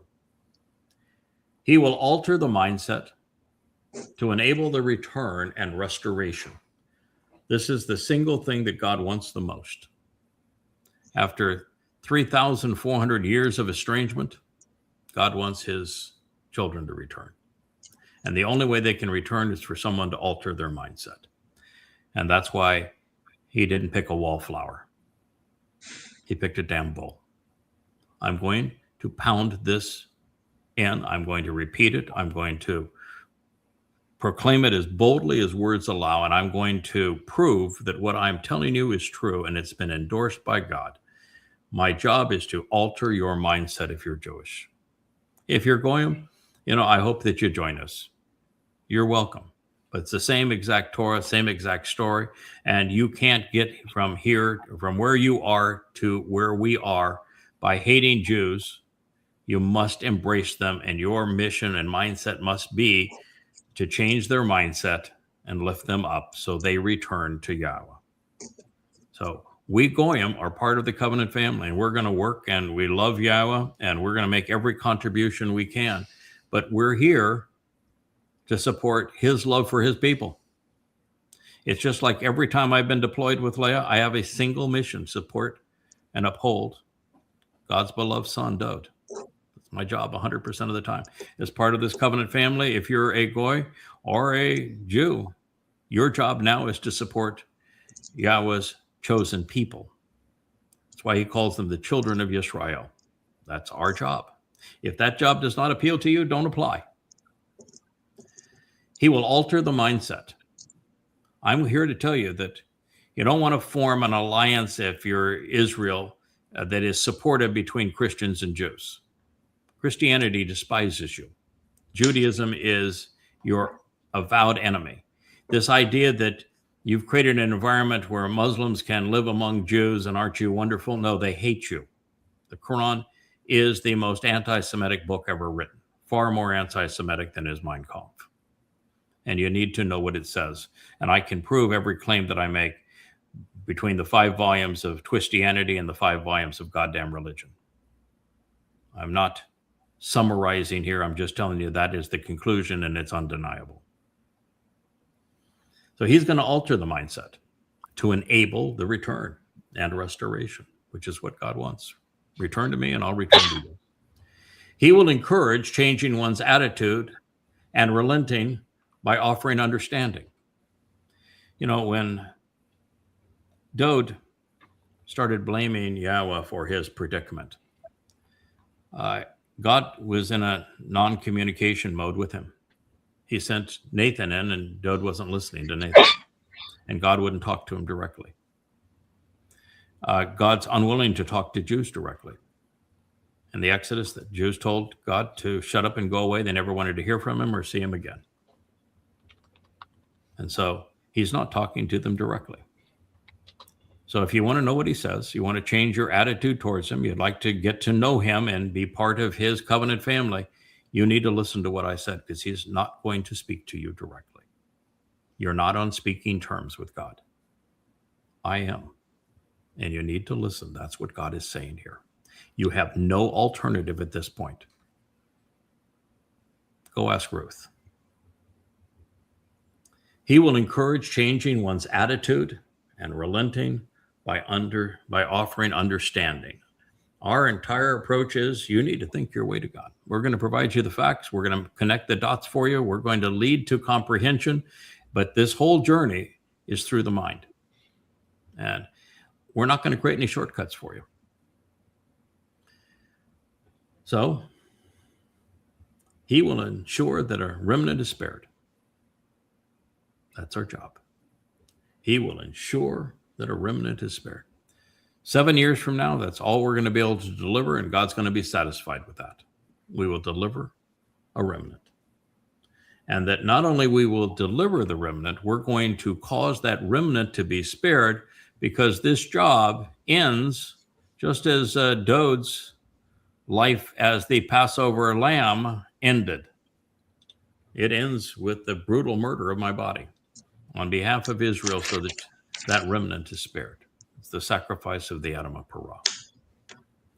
And this says, so he will ensure that a remnant is spared in the end, Akar.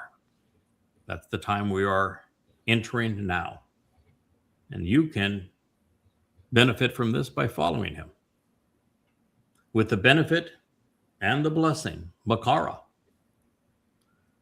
of a sacrificial gift, of a sacrifice freely offered, a present that's bestowed to you.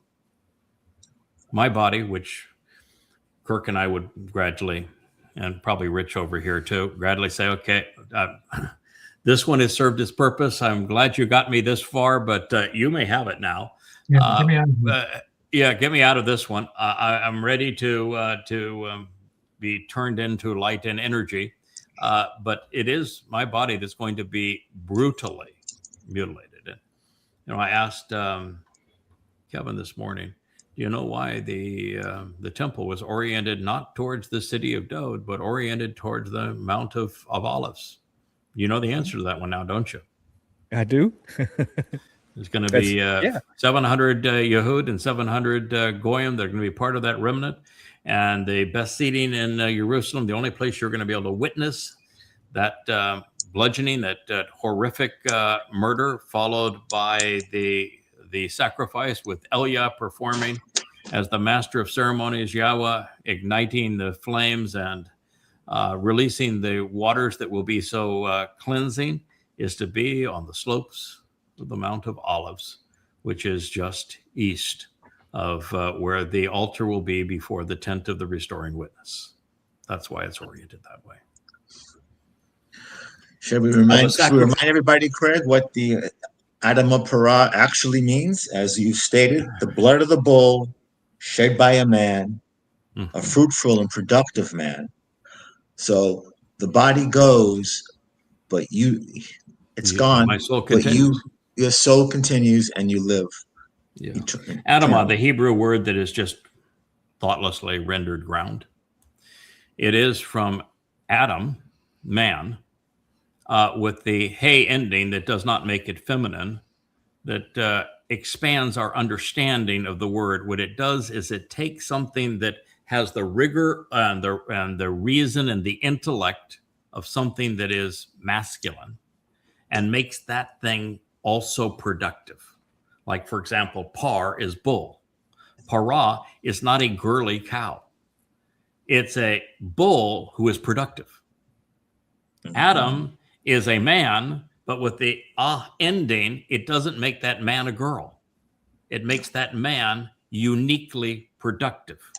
This is what the ending conveys in so many words. Etzah is a tree. Is a tree. Etzah is a really productive tree. And so, and on it goes. Now you take Adam that becomes Adamah, a productive man. Adam and Adamah are written the following way. The first letter is a bull. The bull's head, the bull. The next two letters are dam. Dam in Hebrew is blood. So it's a bull's blood, and the ha ending is a hey, which is a man standing up who is observant and reaching up to God. It's a bull's blood offered by a man, Adamah. That's why the Adamah Parah is so essential. It's not a damn red heifer. Adamah, a bull's blood is shed by a man. Parah, bull, who is productive. Yeah, you got to know what the letters mean. You know, Kirk, you're an artist, and you were the first really to fall in love with the letters and began to read based upon the shapes of the letters. Do you ever think that they would lead us to understanding at this extent, sharing insights at what Adamah means in terms of the sacrifice of the Adamah Parah, which is what purges this final remnant of Yisrael and explains the whole story? I wouldn't have thought it through that far, but it's no reason for it not to be. I mean, Moshe wrote it all with pictographs, so he put forth an awful lot of information. So yeah, and here's a place where you and I were wrong and right at the same time, but not complete. Everyone was presenting the Aleph as an ox's head. Yes. And I knew that couldn't be true, and you knew that couldn't be true, because the head was always drawn with a more of a point, and a bull's head would be more square, rectangular, and the lamb's head or ram's head would be more pointed. And it's not completely pointed, and it's not completely square. It's kind of in between the two. But the thing that always bothered me about that, Kirk, is we know what ram's horns look like. They're circular like this. Yeah, the Aleph is always like this. They're bull's horns. Yeah. And we know that a very high percentage of the original Alephs were drawn with a yoke, that square bar across the top. Yes. Lambs don't ever wear yokes. Bulls do. And I always had a problem with an ox because an ox is a very odd creature. An ox is nothing but a castrated bull. Yes. How many people are going to castrate their wealth? That bull and his sperm is responsible for keeping your growing the size of your herd, and you're going to take the thing that makes that bull so powerfully important to you, and so you're going to call it an ox's head as opposed to a bull's head, when the bull is the way that it would be 99.999% of the time, and it's productive as the bull, and it's not as the ox. And then, so we realize that it is both a bull's head and a ram's head, but it's mostly a bull's head. And that bull is the one that was used to plow the fields so that the fields would be productive, right? Right. Turn over those weeds and open the ground so that it's receptive to what the Zoroa would ultimately do, but also while being the most protective animal of all animals that man could have around him, and the fiercest, and the strongest, and the bravest, and the boldest. So God is defining himself because his title, El, is based upon that bull's head, and he's combining the bull with the ram because those are his favorite two guys. And El, you add the shepherd's staff to it. And his favorite term for himself, Ab, father, you take that same bull and that ram and you build a house out of them. You build a home for them and with them. That's Ab, father, versus El, God. So it's a powerful metaphor. But yes, the Adamah Parah is a bull's blood shed by a man who is in the role of a productive bull. Adamah Parah. That's why on the discussion in Devarim that comes first, and you can eat it whatever you want to eat, just do so sensibly. God twice says, first time he says, don't ever drink the blood because the blood is the life of the soul. Now, souls are not three-dimensional constructs. They're not energy. They're not matter.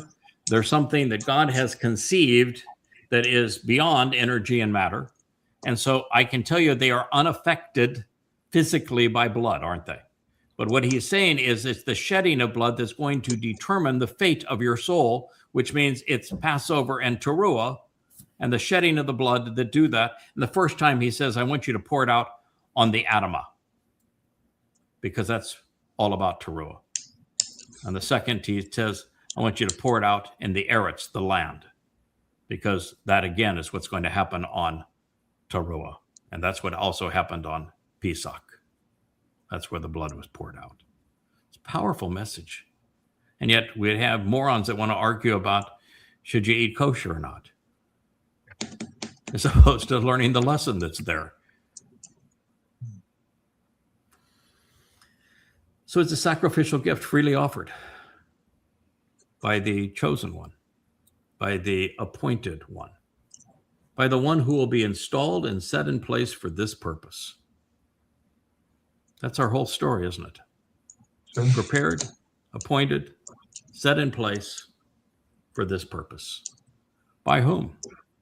By the God whose name his people won't even say. Sad.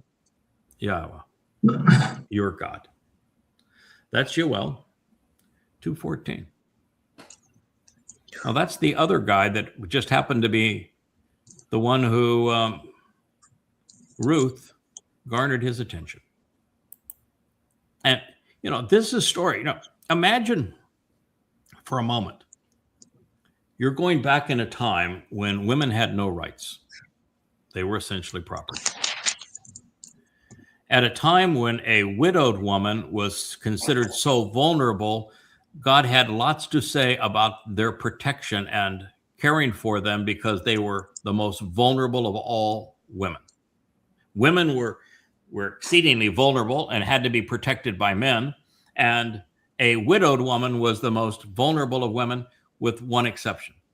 A childless widowed woman had zero value in that time and culture, anywhere in the world. A childless, barren, widowed woman was as low as it could go. And yet here's this woman with the greatest speech in the Torah, telling Naomi, your people are my people. Your God is my God. Where you go, I go. Greatest line of the Torah. Brilliant, bold. And she follows her to Bethlehem, which is really the capital city of what would become the Israelites. They weren't even Israelites at that time. Shiloh is the capital at the time of the judges. That's where the tabernacle was. Mm-hmm. However, Bethlehem is the heart. It was the heart of the land. Tabernacles in Shiloh, but the heart of the land is Bethlehem, the home of bread.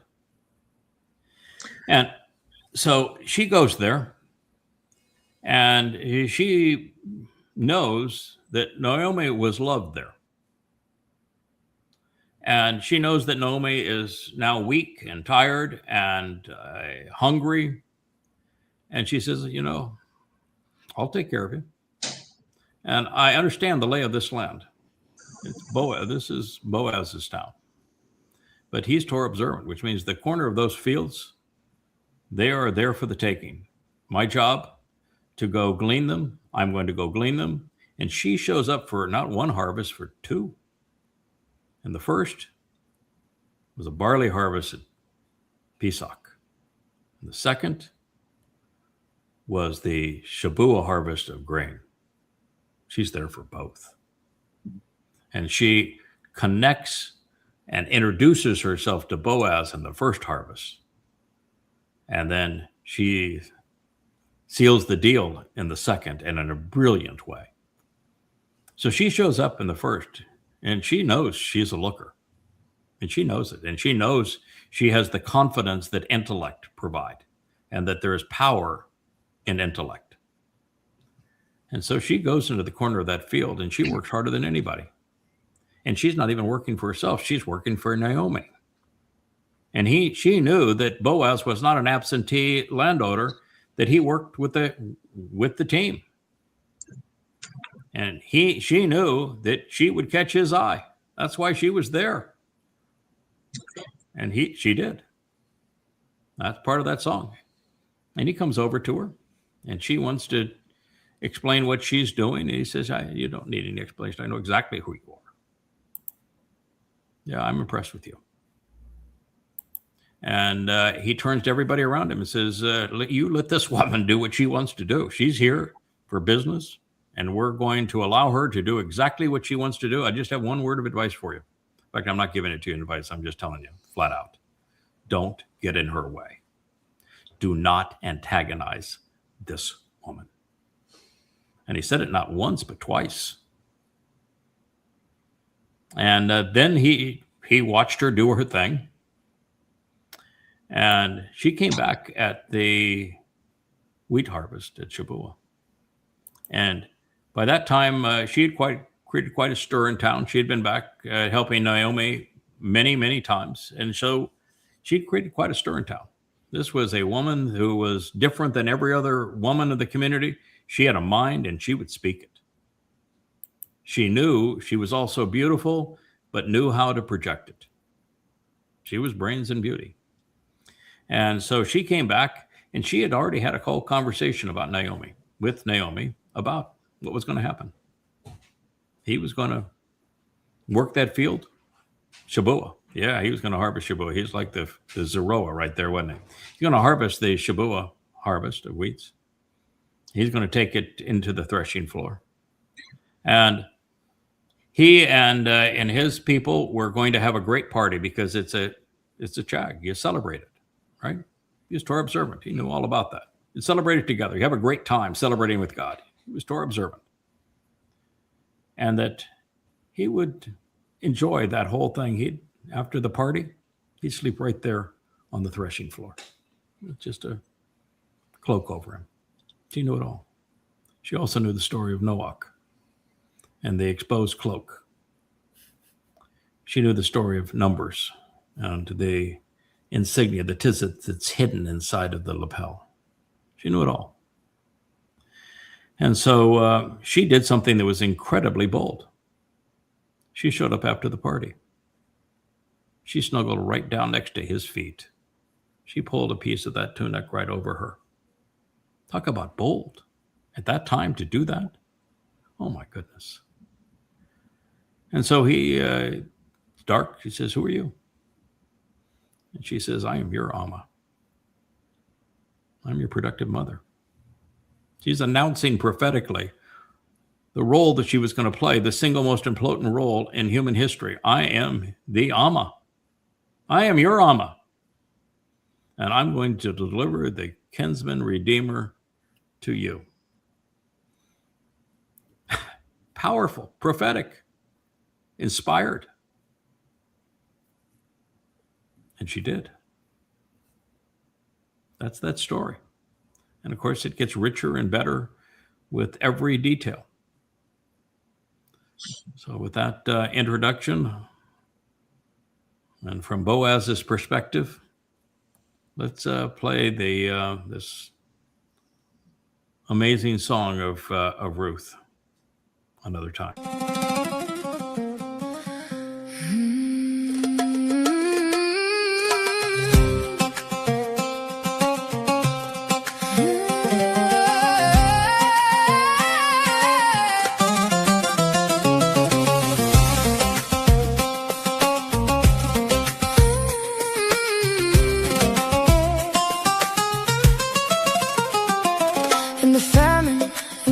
Were nothing when hunger called and hope wore thin. She came to glean where grain grew, a woman of measure, steadfast and true. Through grain and sun, through toil and need, she walked in trust, she learned to heed. And in the wind that moved the wheat, she found a shelter strong and complete. I will go where you go, where you settle I will remain. Your people be my people, let your Elohim remember my name. Where you are, a memorial will be there. I will go where you call me, to the family for doubt's sake, for the one who redeems and gathers us in Yahweh's name. Yahweh's name.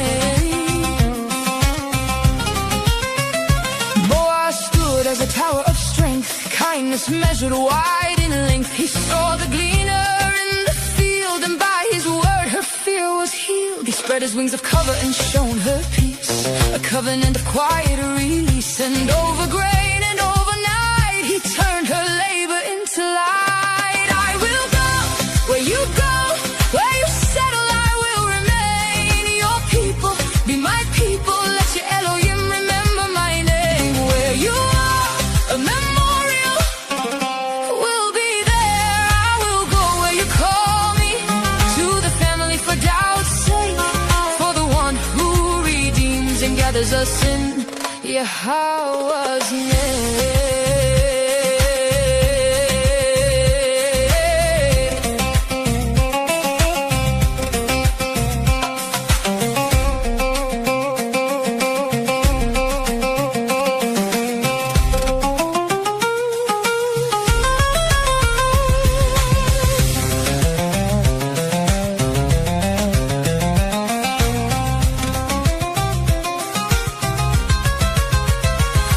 How love was written, not in ease but in returning, not in taking but in giving, not in distance but in drawing near. Through thirst, through hunger, through the harvest, through the field and the promise, through Yahweh's family and the strong one who sows the grain.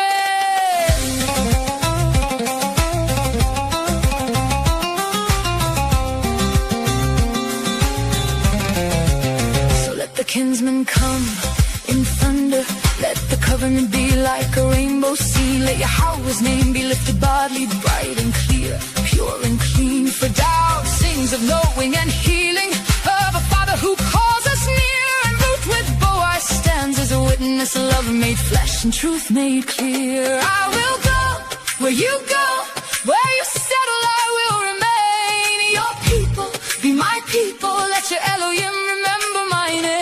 Where you are, a memorial will be there. I will go where you call me, to the family for doubt's sake, for the one who redeems and gathers us in Yahweh's name.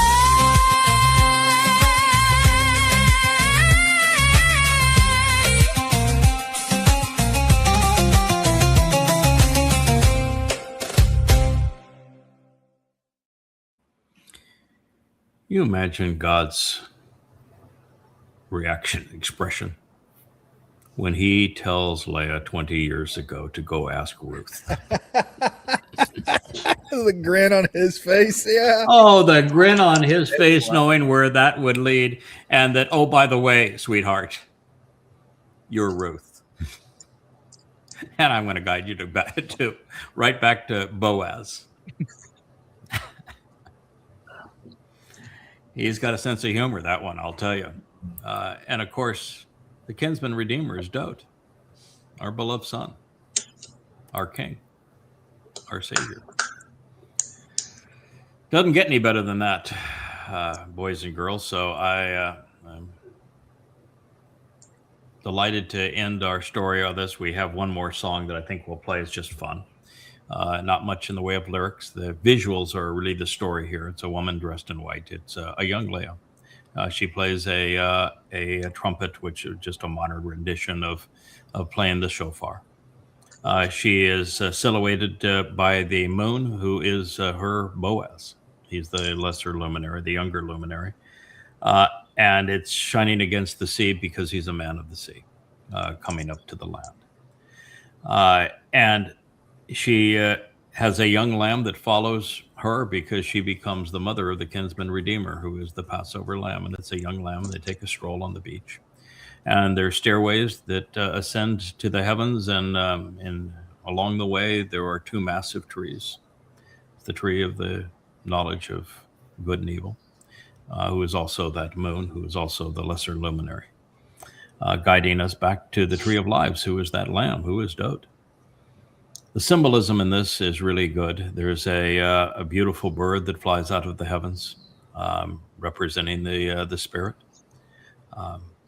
So I love the symbols, the graphic portrayal of these words, and I just think it's a It's a really beautiful song, and the woman who is a young Leia, it's Leia's face on a Leia's figure. It's Leia, but a younger version of Leia.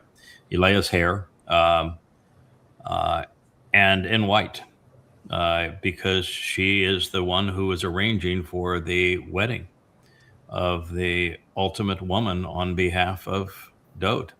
Because when he returns, it's not just a homecoming, it's not just a family reunion, it's a wedding. And she is dressing and preparing and educating the ultimate bride for her son. And so there's just a lot of symbolism in this story. It's very simple from a lyric point of view. There may not be more than 10 lyrics in the whole song, 10 words in the whole song, but the visual story is still beautiful.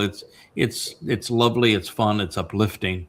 It's not like that Ruth song. I've now seen the Ruth song 3 times, and each time I cry. And I'm one tough dude, and I have about 1% emotions, and about 99% is reason. And yet I think of all that went into God telling Leia to go ask Ruth, and the story that he wove for us to find about that, and the role we would play together. It's just the greatest love story and the greatest prophetic revelation in the whole of the Torah, and no one has understood it until now. And wouldn't it be God's style that the 2 people that live it are the 2 people that get to tell it to you? Wow. So let's go ahead and have the Asher introduction. I do love the Asher introduction. It brings a wonderful smile to my face. For those who don't know, Asher is the dog who brought Leia and I together. She was 8 weeks old.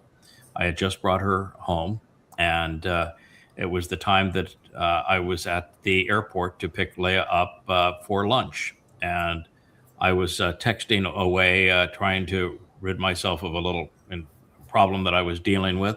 And I was so pleased that I was getting rid of this problem when Leia walked up, and I'd never seen a picture of her, so I had no idea who she was. But she recognized that because I had spoken of having Asher as an 8-week-old puppy. And so she came up and started talking to Asher. We're wearing darn near a trench coat and boots up to her past her knees. We're in South Florida. And, no one in South Florida wears anything but flaps and shorts. And so it was Asher who brought us together. And yeah, Asher is never going to forget it. And she's going to say, I'm going to remind you of this. But so to see Asher be part of these songs, it's a tender moment for us as well. And Asher, of course, it's funny. I named Asher over the first word that I translated. 25 years ago. Asher, trying to figure out when the world was going on with what I think is my favorite prophecy, at least prior to Ruth, which is in 2 Sam 7. And it's a relational term. It means that it's the way to show the path or the way to the benefits of the relationship. And I thought that was what a perfect name for a Labrador. So I named our Labrador puppy Asher. And to find out now that as we progress in the 31st Mashal word picture, it ends by entitling Leia Ashar.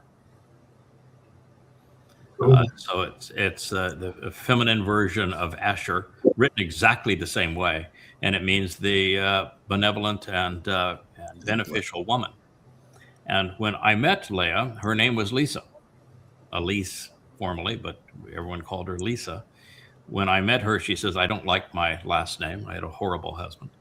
And I don't like my birth name. My mother was mean to me and my father abandoned me. Can I have your last name and would you give me a new first name? That's not very often somebody asks you to do that. I said, sure, you're Leia. You're Leia Wynn. And she's been Leia Wynn ever since.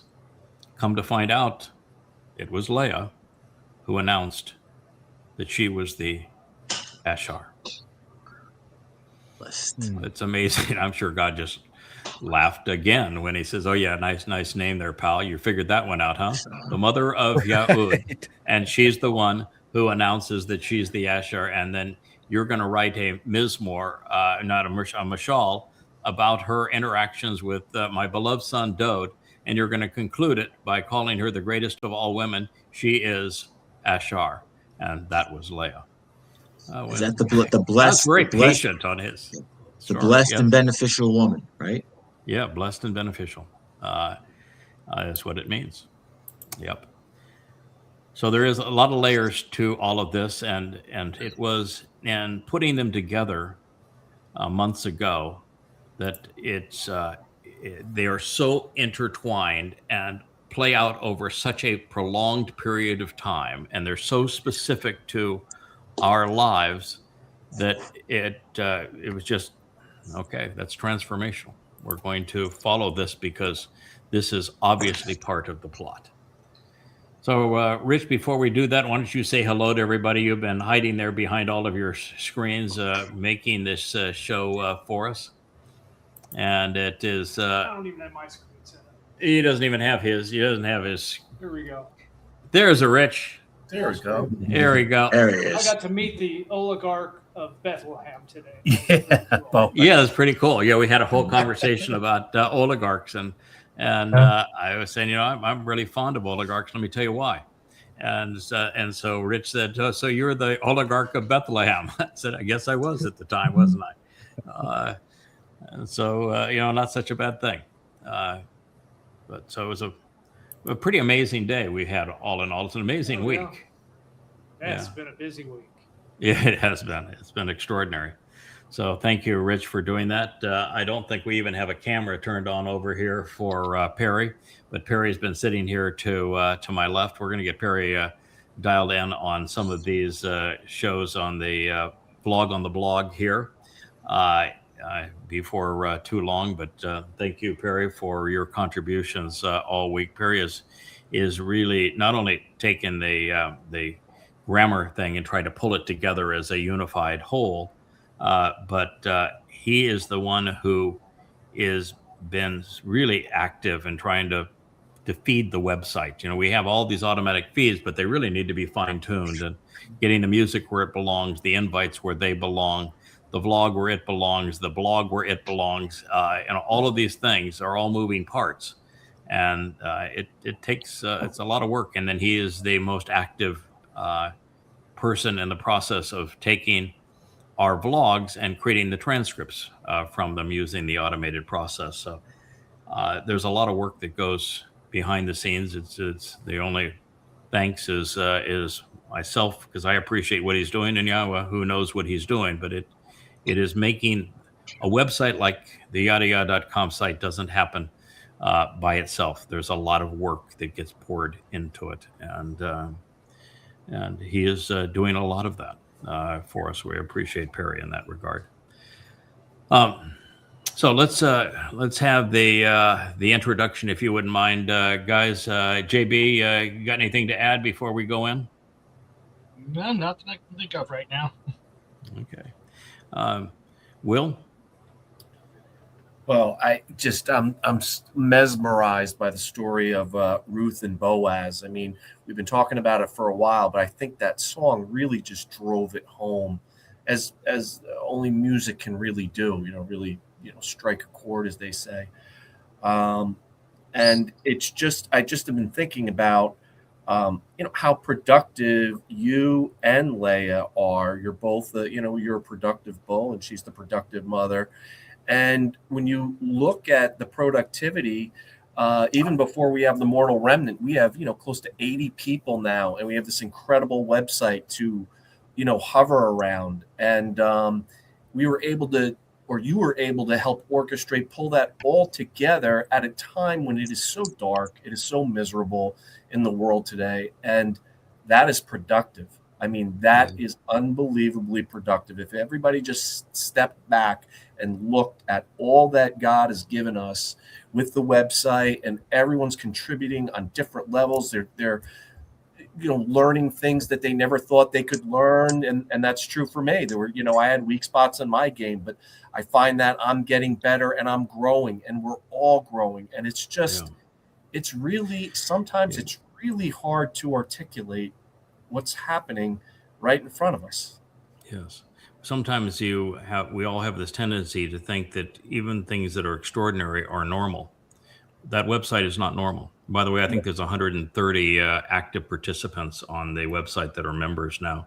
And of course, hugely more that haven't signed up as members but are using the website. But the things that we can all do is we can all use the website as it's designed so that we learn, we read, we think, we question, and then use it by sharing. This thing that everybody can do is beyond capitalizing on it and learning from it, watching the vlogs. Wonderful place to watch the vlogs because they're all put in chronological order and they're all titled, and they all play from the site. And so it's a beautiful way to watch the vlogs, but it's also a great way to interact and make comments and share. Contribute to the family through your ideas and your insights, everyone who is listening to this. So that's the hope that I would have, and I agree with you. I think it is marvelous. I've spent my whole life as with my head above the crowd, and so I've had to deal with what comes with that, which isn't pleasant in our society. And I've done it for a long, long, long time. I'm 71 years old, and I have been doing this for most of my life. I wasn't even a child when I was young. I was never a child. I've had a very different life, an extremely full life, but I'm prepared for this. Leia's not. So yes, she's always been prolific and a marvelous contributor, but it's always been, she would find something in Torah and share it with me, and then I would take it to fruition, and she could stay behind the scenes. And now that there's the Iowa music group and the graphics team, and that she is coordinating with and playing the mother role with a whole lot of different people, it's just too much. And so we're gonna have to pace that and figure out a more reasonable way going forward, so that she can get to a more normalized pattern and get her feet back underneath her again. It just went too far. So I just want everybody to be not only supportive, but don't be supportive in the sense of let's eat up your time and talk to you. She needs downtime. That's just how she's wired. She needs downtime and quiet time and some peace, just to rest and recharge. Because when she's rested and charged, she can do things like this song. Now, I will tell you that while the song is beautiful, I think the lyrics are powerful and the music is moving. When we came up with the idea of putting the lyrics on the songs for you to read and combining the songs with powerful graphic input, so that it was the graphic imagery, the written lyrics, the sung lyrics, and the music that were all conveying the message, I think that collectively it became infinitely more powerful than any other medium of communication. But I think it is a combination, and there's a lot of hands that go into the full production of a song like that. And so this next song we're going to sing is just it's just fun. It's a lovely piece that has it's a song that's almost entirely a means to present some clever graphic imagery that tell a story. So everyone, thank you for your contribution. We do have the two over the side. There really is a Perry sitting there next to Rich. So thank you, Captain Kirk. We just got to get you back into the game where you get some strength back. I know it's between the meds and everything else, man. It's time to get you some energy and strength, because you're just such a delightful contributor to all of this, and we all love you and your contribution and your personality. So we need our pal back, and I know it's rough.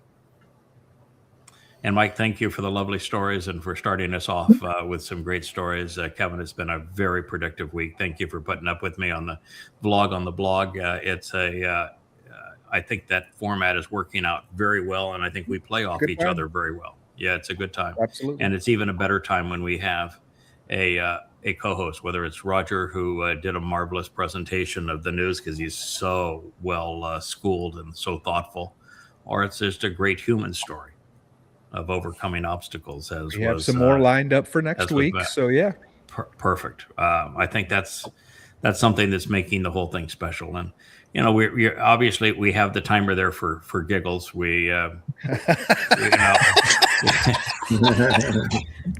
We're essentially doing 4 15-minute shows, one on the website, because that's the home for Yahweh's name. It is our home. It's what we're all about at this point. And we intertwine Torah teaching with the items in the news and how they're impactful to prophecy, going through those things simultaneously. And then if there's a personality or something that just is a topic that is of interest, we play with it. And so it turns out to be typically 4 15-minute segments as opposed to 2. But I'm sure that the bet of there's not a prayer that he's going to limit it to 30 minutes. I was a losing hand. Yes. You might remind people the show is a lot like a verb, a Hebrew verb. It's not set in time. That's right. That's right. It's fluid in time. Yeah. And it's just a suggestion. Yes. Fluid in time. What's that, Mike? The timer is just a suggestion. Oh, that is. Yeah. It's a prop. For us, it's a prop. Another reason this is better than Blog Talk Radio was you get caught off mid-sentence if we went too long. Right. Oh, yeah. I know. In fact, yes, it would literally cut us off.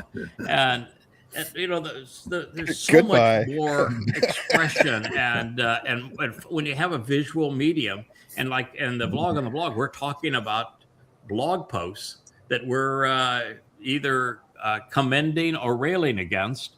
It's just so much more interesting that way. And you can see different expressions and see how people play off one another and the tenor of their voice. Amazing that we stayed with Blog Talk Radio so long, but we did. And, we had a lot of great shows, and we've grown a lot together. And it's been a really a marvelous experience overall.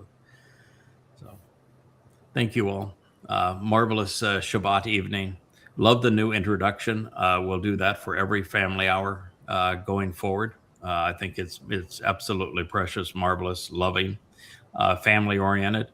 And if we could have the sign off of the beautiful woman dressed in white, silhouetted by the moon as she takes a stroll by the massive trees and the beach with her lamb and blows the trumpet.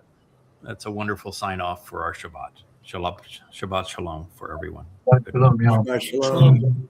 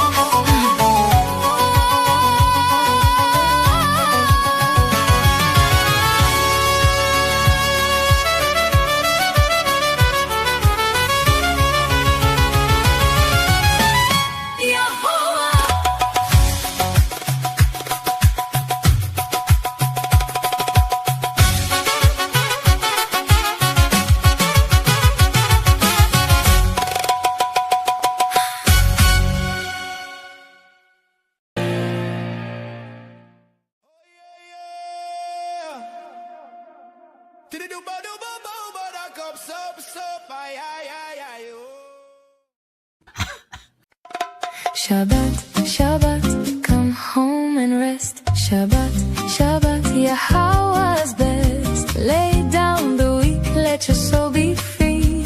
Shabbat, Shabbat, come back to me. 6 days we work, then we bask. We leave the noise to hear Yah's voice. We listen, we learn,